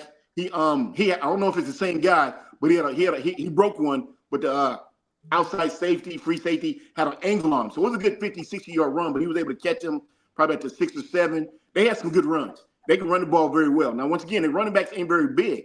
But what they did, as I thought was kind of unique, is they went back to the 84, 85 Bears. I don't know if you guys remember that, but Refrigerator Perry, they went and got a D lineman, and they brought him in. And for like 5 plays in a row, they just gave his brother the ball, and he just went 5-6, 5-6, 5-6, touchdown. And I was like, well, there's your big back right there, you know, and everything like that. So they ran the ball well. I will say that. Throwing it wise, he was able to complete some balls. He got a good arm, but he ain't one of the better quarterbacks in the SWAC. But that team is built to run the ball. I mean, them running backs they got, including that big back, they with that line they got, yeah, they should focus on. To me, it looked like they were trying to be 50-50, pass, run, run, pass, run, run. No, coach. Hey, you and if you listen, Calvin, go back to your coaches. Coach Norman, 25 years experience, says you're a running team. You're running. You got good backs. You got a good line. Use that big back in a fullback situation or an off back. Run those running backs. That's what you guys should be built on. Your defense was over the field. They were sideline to sideline. They made some plays. I was impressed with Allcorn. First time I've seen them, but I was impressed with them. If you focus on the run a little more, I think you guys will have something to say about the SWAC. I know you said you guys predicted it coming first. I didn't know that. But if you run that ball a little more, keep the ball in that young man's hands, I see you guys have something to say. Now, Valley, nice stadium, scoreboard. I thought it was a nice crowd. I heard you guys talk about earlier, it sits 12,000. I think that's kind of small. They got high school stadiums in Texas that sit bigger than that. So I thought the stadium was bigger, everything like that. But I was impressed with the turf. Like, whoa, look at that. I mean, once again, good recruiting tool. I'm a kid. I hear so much negative about Valley, and I come in, I see that stadium. I'll be like, whoa, okay. Then you see that scoreboard. All that goes into recruiting, okay? Uniform look good. Helmet's nice, bright and red, everything like that. Now, what Calvin said, they got 2 quarterbacks. They got a sophomore out of Dallas. Can't think of his name right now, but he was a starter. We were talking about this earlier, Brian, Tennessee's. I'm a defensive coordinator, and I see this. I'm teaching myself, my coaches, and my team. When a young man from Dallas comes in, they're going to do 2 things. He's either going to throw it or he's going to hand it off. He ain't built to run. He ain't very big. He ain't got a lot of weight in his butt, okay? He's a good athlete. He can throw the ball pretty well. When the other kid comes in, he's built more like an H-back, fullback. He's a big one. I think he's like 6'4", 240. Now, he ain't very fast. So what he likes to do, he likes to run in between the A or the B gap. He ain't going outside. He ain't built like that. So he's going to take 1-2 steps back, and he's coming downhill. And if he starts going, he's going to take 2 or 3 people to tackle that big boy because he moves strongly. He can't throw the ball. 3 times he overthrew or underthrew. One time he drew back 1-2, and the guy came out. He did like a wheel route. He overthrew him. I'm like, just drop it in the bucket. But you can see he's pushing it. He ain't throwing it. He's pushing it. And when I seen it the first time, I said, he can't throw. Okay, he can't throw. So then they're on the 1-yard line. I think that's how they scored. He just ran right. I mean, he just muscled it in like boom, like whoa, okay. So he's the running fullback type quarterback. Then another time, he dropped back 1-2 and he threw it and he underthrew. Receivers open. He underthrew him. So I'm thinking to myself, yeah, this kid can't throw. So once again, whoever's playing Valley, when the number 11, I remember his name is number 11. When he comes in, he's going to do 2 things. He's going to try to run it between the A and the B gaps, or he's going to try to throw it short because he can't throw downfield. One time, I don't know what this brother was thinking. This is how you know he's not a true quarterback because everybody knows if Calvin is a free safety, he's in front of me, and you're the corner, and you're on me, you don't throw me the ball. He threw it. I just had my head down like, wow, really? Come on. But he did run the ball pretty well. Now, Valley, they got a big line, Brian. Calvin, you seen it. They got big boys like what South Carolina State had last year. They got a big offensive line, like, whoa. Centers, guards, tackles. There were no little guys out there. Okay. Then they got a running back, number 21. I specifically remember him because I wore 21 when I was in college. They said he was 5'8". I'm 5'8". So when I'm watching this kid run, he's putting in work. I honestly, reflection back, like, is that a young Farasi Norman? Because, I mean, the way he was shifting and moving, and he was bouncing off guys, I mean, and he was making it happen. I'm thinking, there's your guy right there. They started the game off in a 3-by-2. No. Then they went to a 2-by-2. No. Then they stayed in like 10 and 11 personnel. If you guys don't know what that means, that's one back, no tight end, or one back, one tight end. And I'm thinking, no. You're built to run. Them boys are huge. 330, 340 up front. With this kid right here. Now, he's lost 5 games this year. Did they win a game last year? I think they went 0 for last year, didn't they? They're like on a 17-game losing streak, correct? No. Hold on. No. Valley? No. Not that. They won. No, they not beat somebody Valley. last year? UAPB is that bad, but not Valley. Hold on. I'm pulling up the stats right now. Hold on. Now, Who did Coach Valley beat Norman last year? Remember, they got beat by D2. They got beat by Delta State. And they were like, wow, you couldn't beat Delta State. Although Delta State's a good D2 team. Last year, Valley was 1-10. Okay. That one win came in a 42-17 victory over UAPB. Oh, okay. So they won one last year. Okay, so they didn't have a lot of success last year. They're 0-5 right now. Now, I'm about to give out free tuition. Anybody connected to Mississippi Valley or pull his cord, free tuition. We all went to HBCUs. We love free tuition. Coach, run the ball. You're built to run the ball. Number 21, he's going to change your atmosphere and your culture. That kid is real. Believe in him. Turn around, hand that young man the ball 25, 26 times a game, and I guarantee you them L's go to W's. That boy is real. He's something special. He don't need the ball 8, 9 times. He needs that ball 20, 25 times a game. With that big line you got, take that big quarterback you got, put him at the fullback, H-back spot, because that's what he is anyway. He can't throw it. Keep that kid from sophomore. Now, I don't know if the kid got hurt because the big number 11, he played half of the third all the way through the fourth. So I'm thinking, where's the other kid at? So I don't know if they benched him. Did he make somebody mad or something like this? But he's not going to change anything.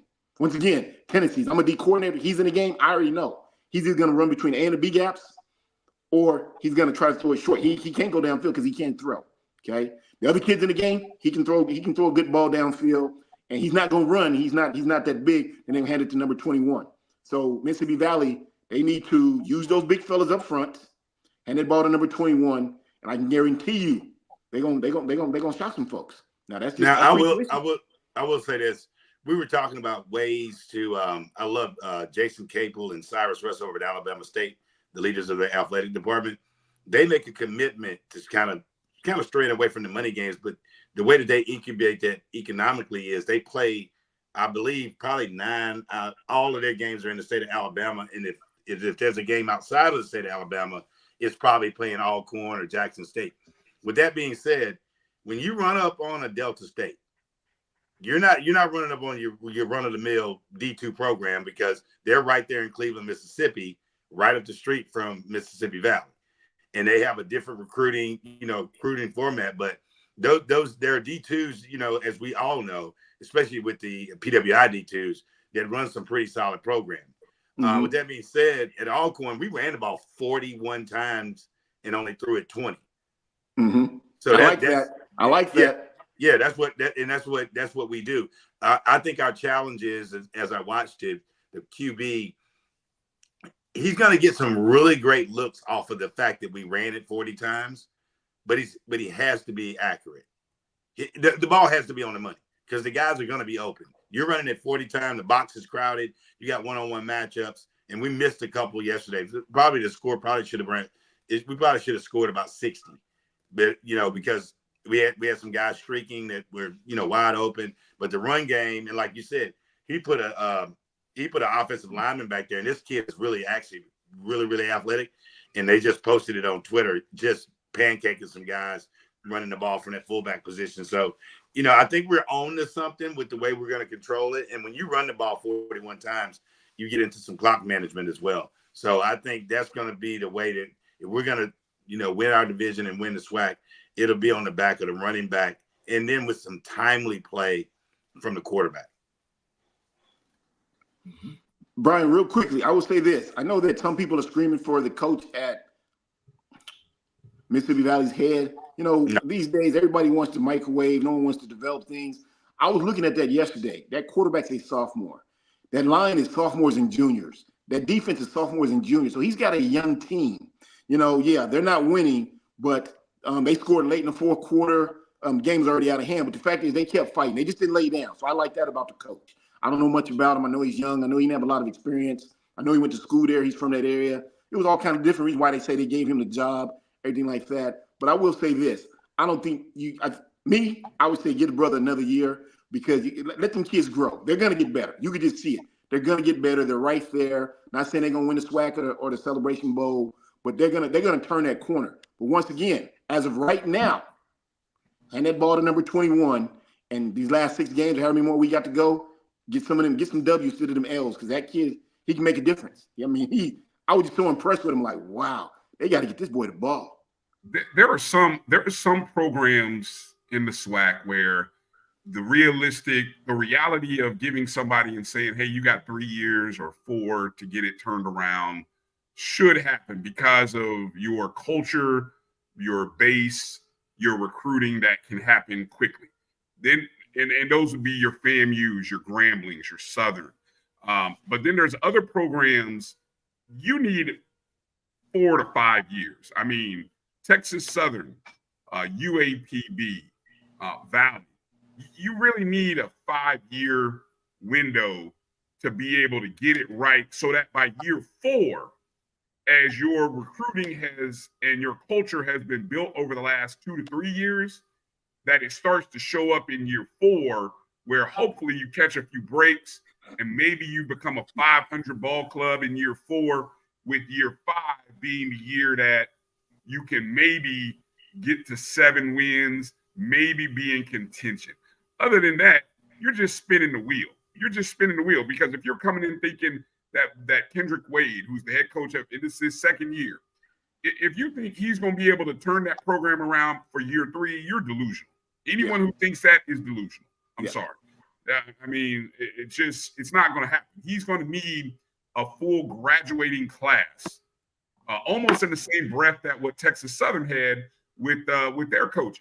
And honestly, I thought Texas Southern was trending in the right direction. Unfortunately, Body got hurt, and it changed the whole momentum of what Texas Southern had going on last year.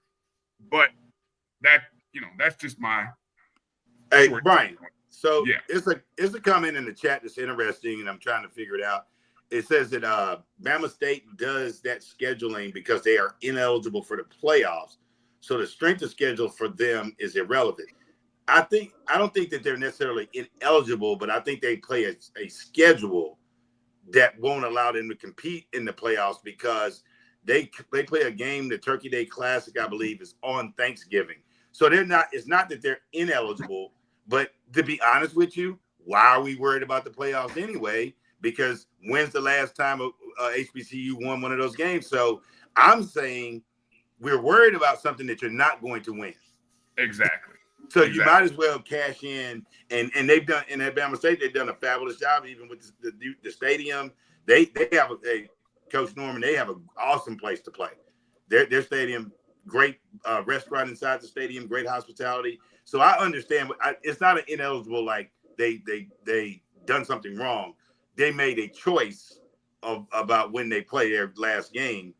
But it does make them ineligible for the playoffs because of when that game is, because the playoffs do start that weekend. So I think that's what EA is saying is that they're ineligible for the playoffs because the playoffs start that week going into Thanksgiving, and they play the Turkey Day Classic against Tuskegee. Yes. Bryan Kelvin, fresh my memory. I thought we as HBCUs were ineligible for playoffs because we tied ourselves into the Celebration Bowl. Unless you're like Tennessee State or A&T, because they're not an HBCU conference. But I thought if you were in that conference, not true. So for instance, you have to be really, really good. So Willie Simmons and FAMU did not win their division. Jackson State went to the Celebration Bowl, and FAMU went to the playoffs. See, it's okay. What most people want to believe is the 2 best teams are in the AD. The 2 best teams are in the Celebration Bowl, but the NCAA, the committee kind of looked at it the year when Jackson State won and went Celebration Bowl, the Willie Simmons FAMU team was just that good because they only lost one game, and it was to Jackson State. So anybody that does not play on Thanksgiving or does not play Celebration Bowl, if they are good enough, the challenge is I don't believe we've had the second and third place team, and based upon the results, we should not be games. Right. Yeah, we should not be concerned with it. Yeah. So just to get it right, I sleep better tonight. We can go playoffs, but we tie ourselves into the Celebration Bowl. No, you have to be. So if you go to Celebration Bowl and say you're like FAMU when Jackson State and FAMU, right? Yes, sir. Jackson State won their division, yes, and the committee saw fit that FAM was good enough to be in the playoffs. They couldn't go to the Celebration Bowl because they couldn't go to the SWAC because they could not go to the SWAC championship to be able to go to the Celebration Bowl. Okay, so we're eligible to go playoff. We are eligible. Yes. Some schools are. Like example, last year, North Carolina Central, they lost the MEAC. There wasn't a MEAC championship game. So because their non-conference was good. Now, that's the thing with MEAC schools. MEAC schools play over half of their schedule is made up of non-conference games. Right. So it matters. So it matters. You know, when you can go and play a non-conference game, right? So when you can go and do that, for example, North Carolina Central is going to be playing Campbell after they just played Elon. If they lose, if they lost to Elon already, but if they can go to Campbell and get a win, and you know, if something happens to North Carolina Central and they say they stumble in the MEAC with one loss, like what they did last year, it opens the door. So that there's a thin possible opening, but your non-conference has to mean something. Your non-conference has to be pretty doggone. Kelvin, can you answer this question for me? Why can we win the Celebration Bowl? I'm gonna use me, Norman University. I win the Celebration Bowl. Why can't I still be accepted into the playoffs because they're still running on? I'm the best team in HBCU. Hold on. I'm the best team in HBCU, but I don't get a chance to represent my fellow brethren in the playoff to see what I can do. So you're not going to do it. First of all, you're not going to do anything. Secondly, the playoffs already started. And you can only play in one. You can only do one postseason bowl event. Either you play in a bowl or you play in the playoffs. You can't do both. Okay. Which is also going to affect some people. Let's take it to the new FBS world. And that's what I was thinking. That's what I was thinking. I'm thinking sooner or later we're gonna have to start following that track over there. Well, that's what's going to happen to teams because there's a group of teams that are going to play in the college playoffs, and they're going to be playing in a playoff game that's not associated with the bowl game, right? Because those first round games are going to be on campuses. Somebody's season is going to come to an end, and that's it. There's no like, hey, we just lost the playoffs. Can we go to a bowl? No, there's no extra outside of the playoffs. It's you get one postseason opportunity. It's either playoffs or bowl. Okay.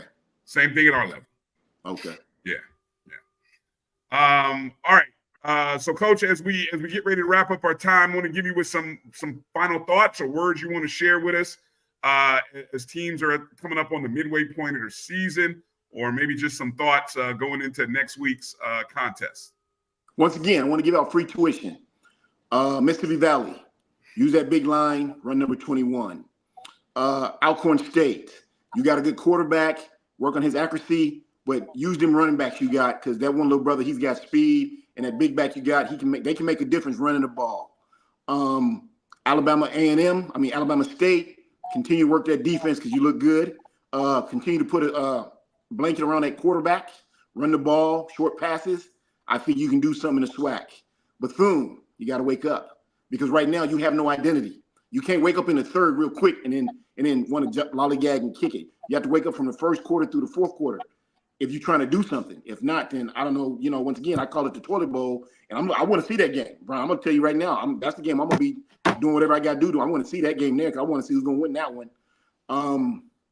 A lot of teams out there, I'm still mistaken. I know everybody likes to, and they're today, everybody likes to throw the ball because they say it's a lot safer, concussion protocol. I'm old school. Everybody knows it. Coach Norman like big lineman. I'm going to run the ball. If I get my opportunity to get back up front, I believe that God's going to bless me this year. But I was seeing games yesterday that people are on a 2-yard line and a 2x2. somebody was at the 10-yard line in a 2x2. Huh? Really? 2x2, and this is me, 2x2, and if you're an AD or president, I'm letting you know. I'm in a 2x2 from the 20 to 20. Inside the 10, I'm in a 22, 21 personnel. That's 2 back, 2 tight end, 2 back, 1 tight end. Okay? I mean, you got to be able to ground and pound it. You got them big boys up front. You got to use them. I'm pleased with what we're doing, though, HBCU-wise. I haven't really just seen any slouches to say, oh, my God. Even Valley. I mean, I was like, okay, I saw something there. I just saw youngness. Give that man some time because, I mean, once again, we're talking platforms. That really don't mean nothing. I don't know. I'm not at Valley. But I'm just thinking if they are talking about he won 1 last year, he's 0-5. We don't know. He ain't going to win 2 this year. So he's going to be 2-28 or something like that. I think he's a year away from turning that corner because that's a young team and they're fighting. And with that quarterback he's got, I think he's going to be okay. Now, I'm not saying he's going to win the Celebration Bowl or SWAC, but I'm just saying I think brighter days are coming if you give him time. I'm just happy to be on the show with you guys. And once again, I feel good about what's about to happen for me. I believe God is going to bless me this year. That way someone can stop saying, well, can Coach Norman really coach? I've been questioned. Can Coach Norman really coach or is he just talking? I'm not an armchair quarterback, you guys. I'm 55-7-1 for a reason, okay? And so I'm just waiting to get my opportunity. All I want to do is get out there and lead young men like somebody gave me a chance at the HBCU level. I do believe I'll get blessed this year. And then you'll be able to see, for 2 years he sat on BCSN and he bumped his gums, but now you'll see. I don't really run up the scores, but I'm going to tag that ass like Walmart prices for sure. Once again, thank both of you. BF, I'm going to be in touch. I'll let you know what game I'm going to do. I'm going to be a little intoxicated tomorrow for my birthday. I'm 52 tomorrow. 52. Amen. What a blessing, Coach. What a blessing. Congratulations. Stay in the house. Don't, enjoy the party in the house, and it'll be a good time. I know you have a good birthday. You guys make sure to hit Coach up. Give out the Twitter handle, Coach, as you get ready to go into the birthday. Hit that up. My Twitter's @CoachFrosty, and my email is @CoachFrosty@gmail.com. Twitter or X @CoachFarasi. A lot of people hit me up, or my email is @CoachFarasi@gmail.com. I'm not hard to find. I don't run. I want to say something real quick to my boy AD. You know what we talked about earlier. I know you're watching. You the man. I'm with you 100. All right. Coach, we appreciate your time. Yes, as sir. Always, man, have a blessed birthday. Thank you. We'll talk later in the week, or we may talk tomorrow, but we'll talk later in the week about the schedule for next week and some other stuff we talked about offline. All right. All right, buddy. Take care. Kelvin, take care now. Yes, sir. All right. Coach Farasi Norman, ladies and gentlemen. All right. Coming up on the other side of the break, we're going to get into the BCSN top 5 as we get ready to close down the show. And I don't know, Kelvin, we got a long list. Maybe just kind of spotlight a few other games that we didn't mention from the past week. Just kind of a rapid fire thing of just some different games that kind of caught our interest. And I don't know, man, there's a lot of candidates for the 6-pack players of the week. I don't even know where to go with it. So if you see some names on that list, let's go ahead and start kind of narrowing it down so we can figure out who the top 6 guys are for the weekend. All right. You're watching the BCSN Sports Wrap. Bryan Fulford, Kelvin Carter, right here on the Black College Sports Network. We'll be back in a moment. Choice Hotels is a family of brands that helps you get the most for your money so you can be any traveler you want to be. You could be a free hot breakfast hero at a comfort hotel. Yes! That's how you waffle. Mr. This script got a plot twist at a Radisson hotel. A business big leaguer. Go for key. Even the ultimate pool float inflator. With 22 brands and the best value for your money, Choice Hotels has a stay for any you. Book direct at choicehotels.com, where travels come true. Gotta get the corners.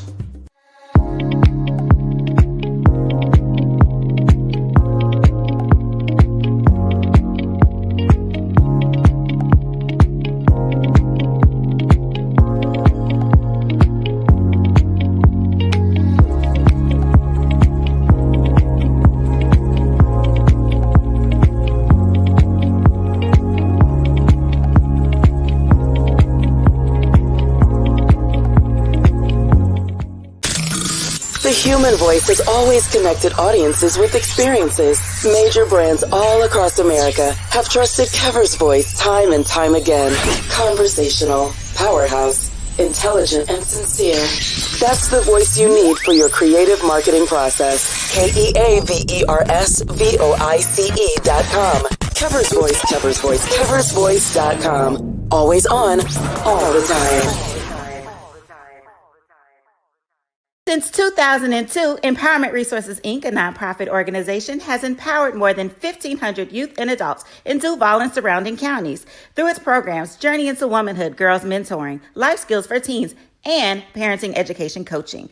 To get involved with programs, volunteer, or donate, visit www.empowermentresourcesinc.org. Follow us on social media, facebook.com/empowerment.resources and instagram.com/empowermentJAX. Troy, you work here? I'm never not working. Like Head and Shoulder Scalp Shield technology, up to 100% dandruff protection, even between washes. Never not working. Never not working. Never ever not working. Head and Shoulder Scalp Shield. Never not working. You're looking for the latest information on Southern University sports, the Southwestern Athletic Conference, and HBCU athletics. There's only one place to go. Tune in to the Carlos Brown Show, exclusively on the Black College Sports Network.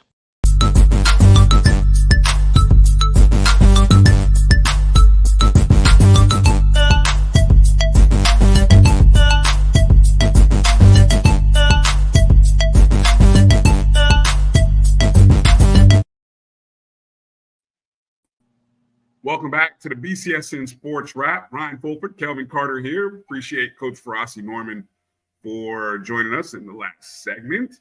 Before we go through the six-pack of players from the past, yesterday, or maybe even today, as we had two games earlier today, and the BCSN Top 5, the new Week 5, the new Top 5, wanted to hit on a couple of games here. Here's a couple of, let's go through the scoreboard here. Let's kind of look at the scoreboard in the SWAC. We mentioned all of these games, Kelvin, with the exception of that game down in the bottom right corner. Jackson State with a 43-14 win over Texas Southern. I'm not going to lie to you, Kelvin. Thankfully I stayed away from it. But the line was Jackson State was a 6.5-point 6 road favorite. I actually thought Texas Southern might show up for that game. Oh, I was glad I stayed away from that, man. Because Jackson State got all over top of Texas Southern in that contest. And as Coach T.C. Taylor said in the post game, he heard the noise. A lot of people were talking after Jackson State had lost to Grambling, which followed a good win against Southern. Hey, life in the SWAC, right? One week you're good, the next week you don't know what you're doing. And they seem to have settled in on a quarterback, or at least for this game.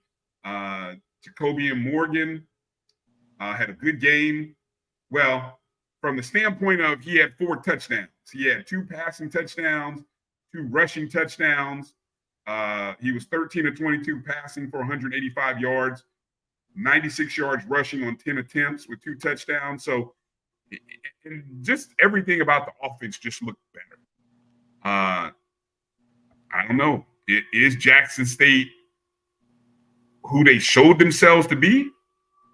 Or are they still working it out? I don't know. What's your thoughts there, Kelvin? I just think when it comes to Jackson State, they were picked 3rd, I believe. I think they have the capacity to be just as good as their signal caller is going to be, and how consistent that's going to be. I think also too, Coach Taylor gets a little bit too much heat, in my opinion. I think he's the right man for the job. He's going to need to have a cycle where he recruits the kid that's going to be beholden to him. I think, his predecessor did a good job getting the stove really, really hot for him. But now he's got to have a good cross mix because, and we failed to mention this, Dr. Cavill and I've talked about it. The PWIs are going to, the next division up is going to 100 scholarships next year. That's at what level? At what level? The next level up. Okay, right. They're going to 100. So that means the portal isn't necessarily as open to us as it is open to us, because they have now more spots to play around with the rosters. So now you're going to have to allow a TC Taylor, you have to allow a Cedric Thomas at Allcorn State University to have the ability to get them some players. Like Coach Thomas said at Media Day, 8 freshmen lettered on the last year's Braves roster, but those were 8 Braves kids that came in January and got in for spring ball. It's a different type of kid that you got that's going to leave their high school in January to come to a campus. You know, so building a program with some freshmen and some JUCO transfers, I think from a roster capability, I think Coach Taylor will be fine at Jackson State. You know, no, he's not the hype wheel, and no, he's not the media sensation. No, he's not Deion Sanders. But once again, you can throw him out on the street if you want to, and you can just point to whatever you were doing 8 years before Deion showed up to show that you probably need to leave this alone and maybe get behind him instead of trying to press him out the door. You know, with even though they're going to add 20 more scholarships or 15 more scholarships at that level, at the end of the day, guys are still going to have to evaluate playing versus being on the third team. I mean, because at some point, you could play at an HBCU top level program, or you could be on third string at Alabama. Now, you know, third string on Alabama, you may get 1 year where you move up to be first or second string, right? There's always that possibility. But while you're waiting on your time to come, you could have been playing. So that's why I think how HBCU programs build themselves with not only facilities, NIL, scholarships. I mean, you're not going to compete with Power 4, maybe even Group of 5s, not all of them, but you still have some things that those schools don't have. So those things have to get accented. And then the little things that we see still not happening, you know, those things need to be updated, fixed, corrected. So that way, if this is what the margin is at the Power 4 Group of 5, and the scale of ours is this, you can still have quality at a smaller scale. If I'm making sense. No, well, Brian, but here's where, and I see it up close, you see it up close. You're right. Now, you do have some kids that are fine with being third string at Texas A&M, University of Texas, as long as they're if they can make the travel roster, for instance, right? Mm-hmm. Some of these kids, that's all they want. Now, if you got a kid that really, really wants to play and he wants to come to an HBCU, I just think the gap in facility, treatment, nutrition, medical attention, and all these things, it just can't be that far out there. And I think some of our schools might be at a bigger scale than they need to be in based upon their financial capacity. Like I said, I was just at Morehouse just played 2 games on the road. They played in Newark, New Jersey at the Meadowlands, and they played at Soldier Field. I was highly impressed with the quality of play in those games. And I really like the fact that I enjoyed the game so much. I walked away from it like, you know, the bodies were just a little bit smaller, but it was great football, great energy, great atmosphere. If we can sell that while treating students with decency and respect, student athletes with decency and respect, I was glad to hear that Morehouse flew charter. Now, I was talking to the cheerleaders in the band, and they said because they had to take a bus to Chicago, they got to stay the night over, which they found to be very fun. So it was a give and take. But and I also found the finances behind the Chicago Classic was the Chicago Bears decided to invest in this. So we go out and find unique partners that are willing to support our mission and vision. We don't have to seek to be a Power 5 or a Group of 5, but we do have to consistently be the best HBCU you can be. You just can't keep going there and it not be a scenario by which you're not being your best. And that's where it left. And when I visited North Carolina A&T, kudos to them, man. They were professional as all get out. Game day operations were incredible. They might not be having as much success on the field, but everything I saw there had the trappings of, if I wanted to transfer from NC State or from North Carolina Tar Heels or from anywhere close, this is a viable option because this looks like somewhere where I want to be, as opposed to some of our institutions. It's a good point. Everything looks good except the ball on the field. That has to get corrected. Speaking of, I'll transition. Speaking of North Carolina A&T, they traveled to Orangeburg, South Carolina, and didn't go too well for them. As you look at the MEAC scoreboard, South Carolina State, after a bye week, picks up a 45-25 victory over North Carolina A&T in the home opener for Coach Chennis Berry at Oliver C. Dawson Stadium. South Carolina State was anywhere from a 1 to a 3-point favorite at kickoff. Easiest money I think you can make right now, in all honesty, is betting against North Carolina A&T. They have no idea. The betting lines have no idea what this team is incapable of, and this is like free money. I was talking with somebody else who dabbles into the FCS market.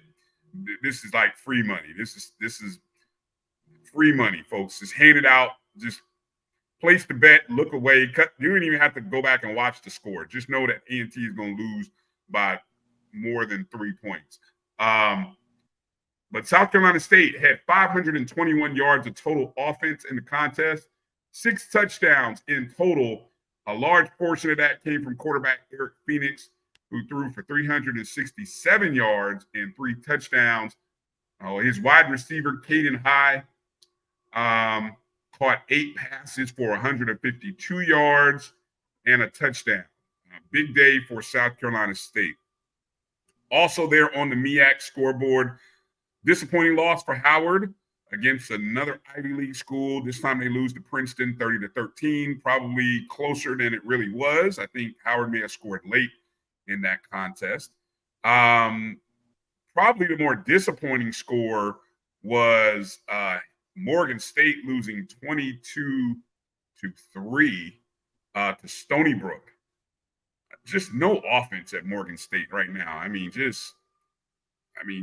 you hold an opponent to 22 points, that should be good enough to get a win if your offense can put 3 touchdowns and at least get in the scoring range. Morgan State's offense is just pathetic right now. I don't know how they're going to fix that.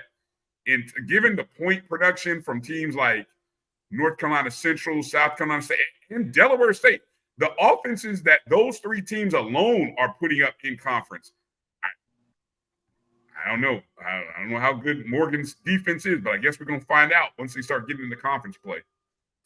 And speaking of the Delaware State Hornets, I asked the question, Kelvin, are the Hornets the best 1-4 HBCU football team? Anybody like sub 500 team? Is Delaware State the best sub 500 team in HBCU football?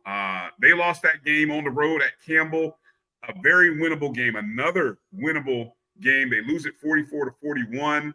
The game was tied at 28 at the end of the third quarter. And then you ended up having an amazing fourth quarter. If you had, I think this game was on Flow Sports, or if you have an app that lets you see games, you could have watched it like I did. But anyway, there were 4 lead changes in the fourth quarter.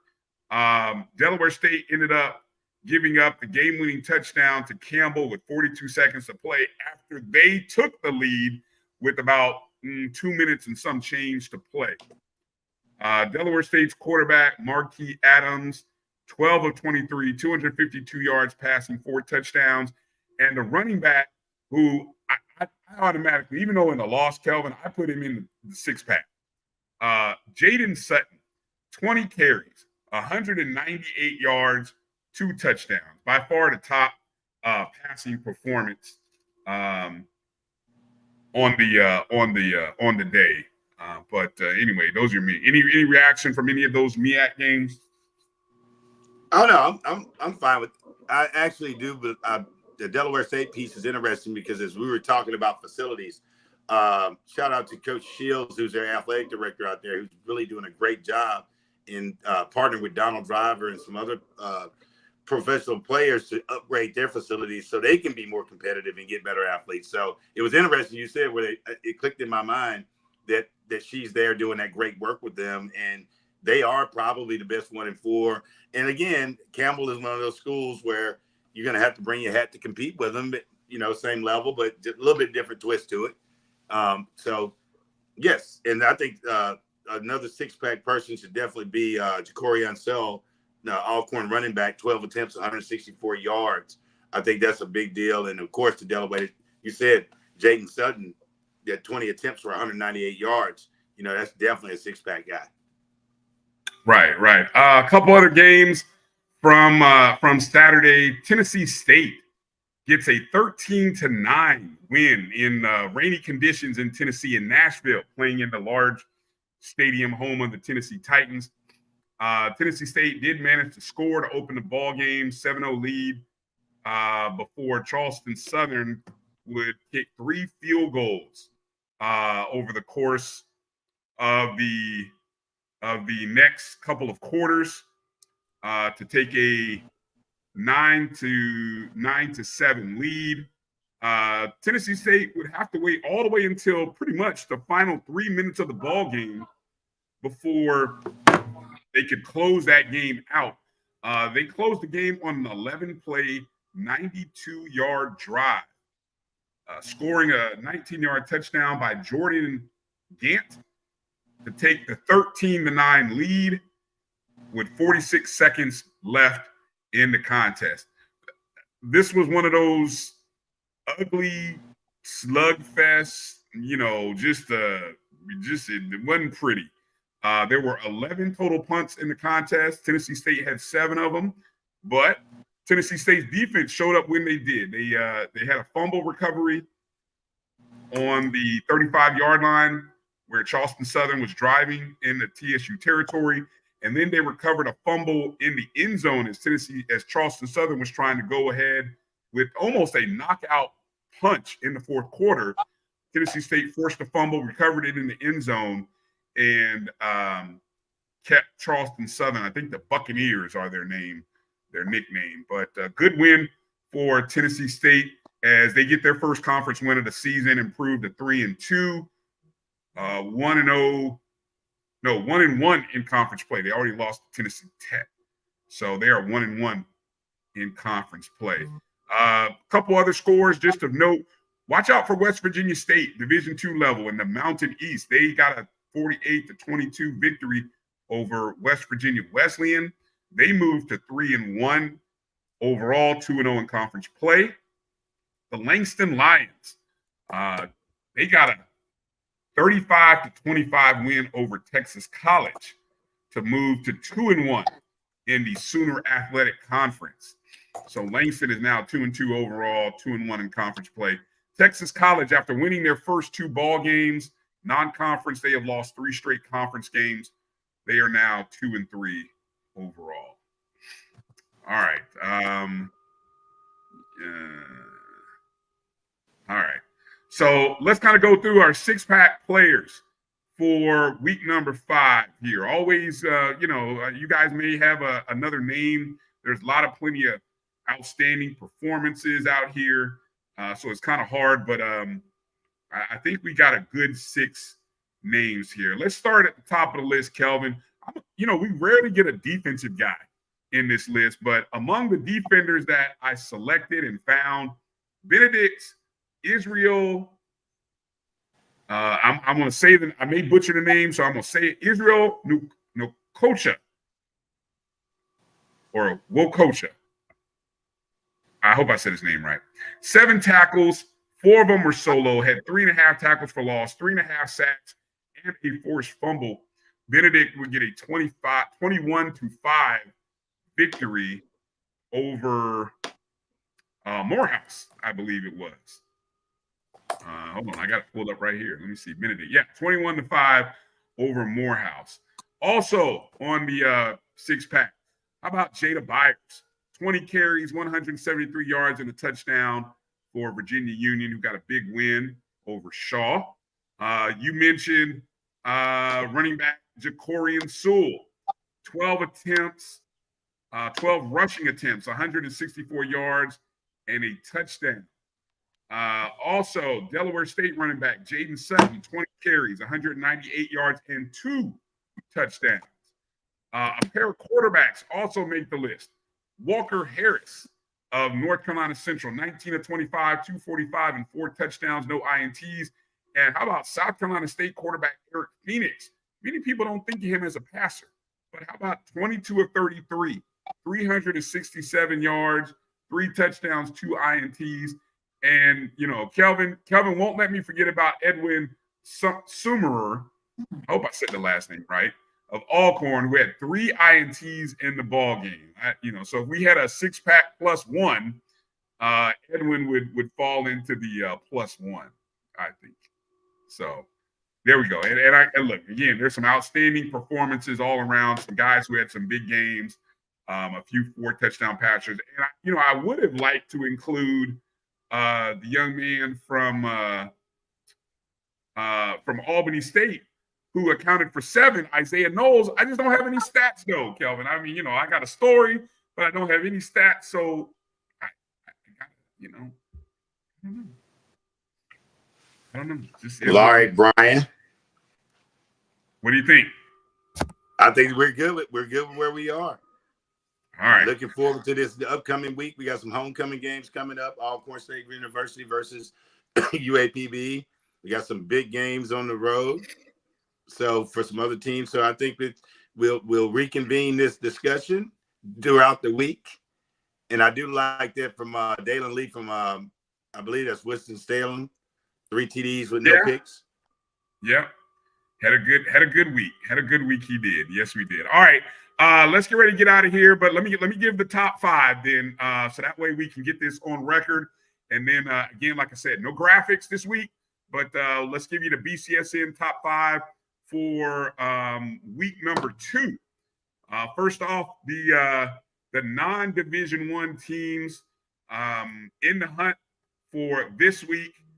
We got West Virginia State with 618 points, Albany State 602, and Miles with 601.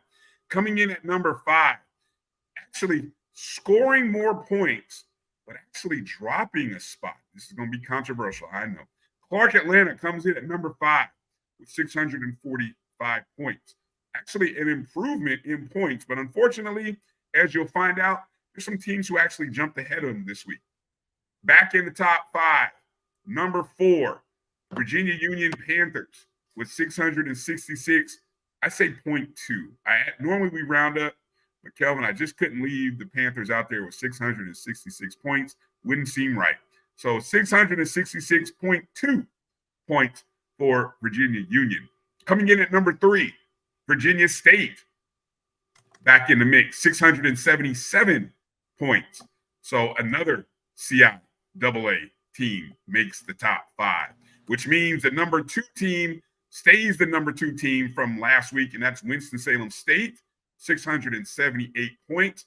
And our number 1 team for the second consecutive week in the non-Division I rankings, Johnson C. Smith, 741 points. The Golden Bulls are 5-0, and man, 4 CIAA teams in the top 5, Kelvin, 1 through 4. Ooh, any thoughts? Hey, and all 4 play each other this weekend. Talk about big-time showdowns happening in the CIAA. Your thoughts? No, I think we are where we are at this point in the season. I think one thing I would be a caution of, we're rushing the judgment in some of the conferences. So some people have played 6 games, which I noticed. Like Valley's 0-5. They're going to go into a game next week with Bethune-Cookman.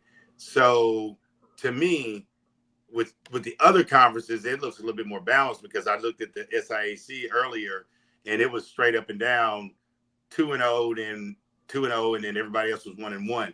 So I think maybe at closer to mid-October, then we'll be having some different conversations about are they who we thought they were. So that, because there's some teams that have been beat up on, been injured. Alabama State looks like they pivoted and got their balance on. So I'm sure that'll be the same with some of the other fan bases and some of the other teams. All right. Let's move over to the BCSN top 5 at the Division I level for week number 2. And as we get into the teams that are in the hunt, your Allcorn State Braves are in the hunt, 534 points. Florida A&M in the hunt for the second consecutive week, 519. And Hampton, who was ranked 3rd in the opening polls, they're in the hunt, dropping down to 515 points. What does that mean for the top 5? Moving into the top 5 for the first time this season, the Tennessee State Tigers with 545 points. At number 4, holding at number 4 for the second consecutive week, that would be Southern Jaguars.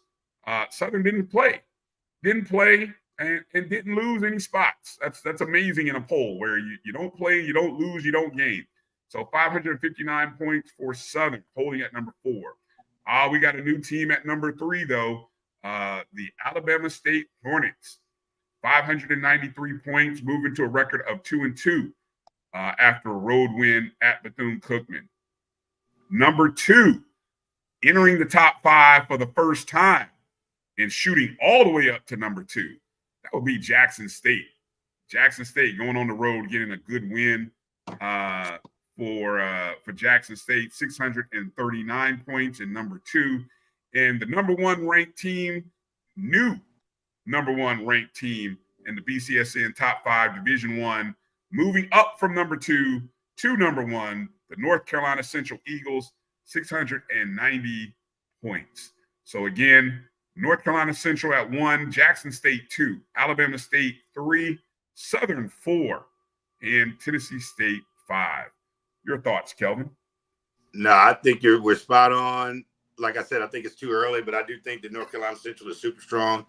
Just looking at their point production and their balance, Jackson State, Alabama State, Southern, Tennessee State.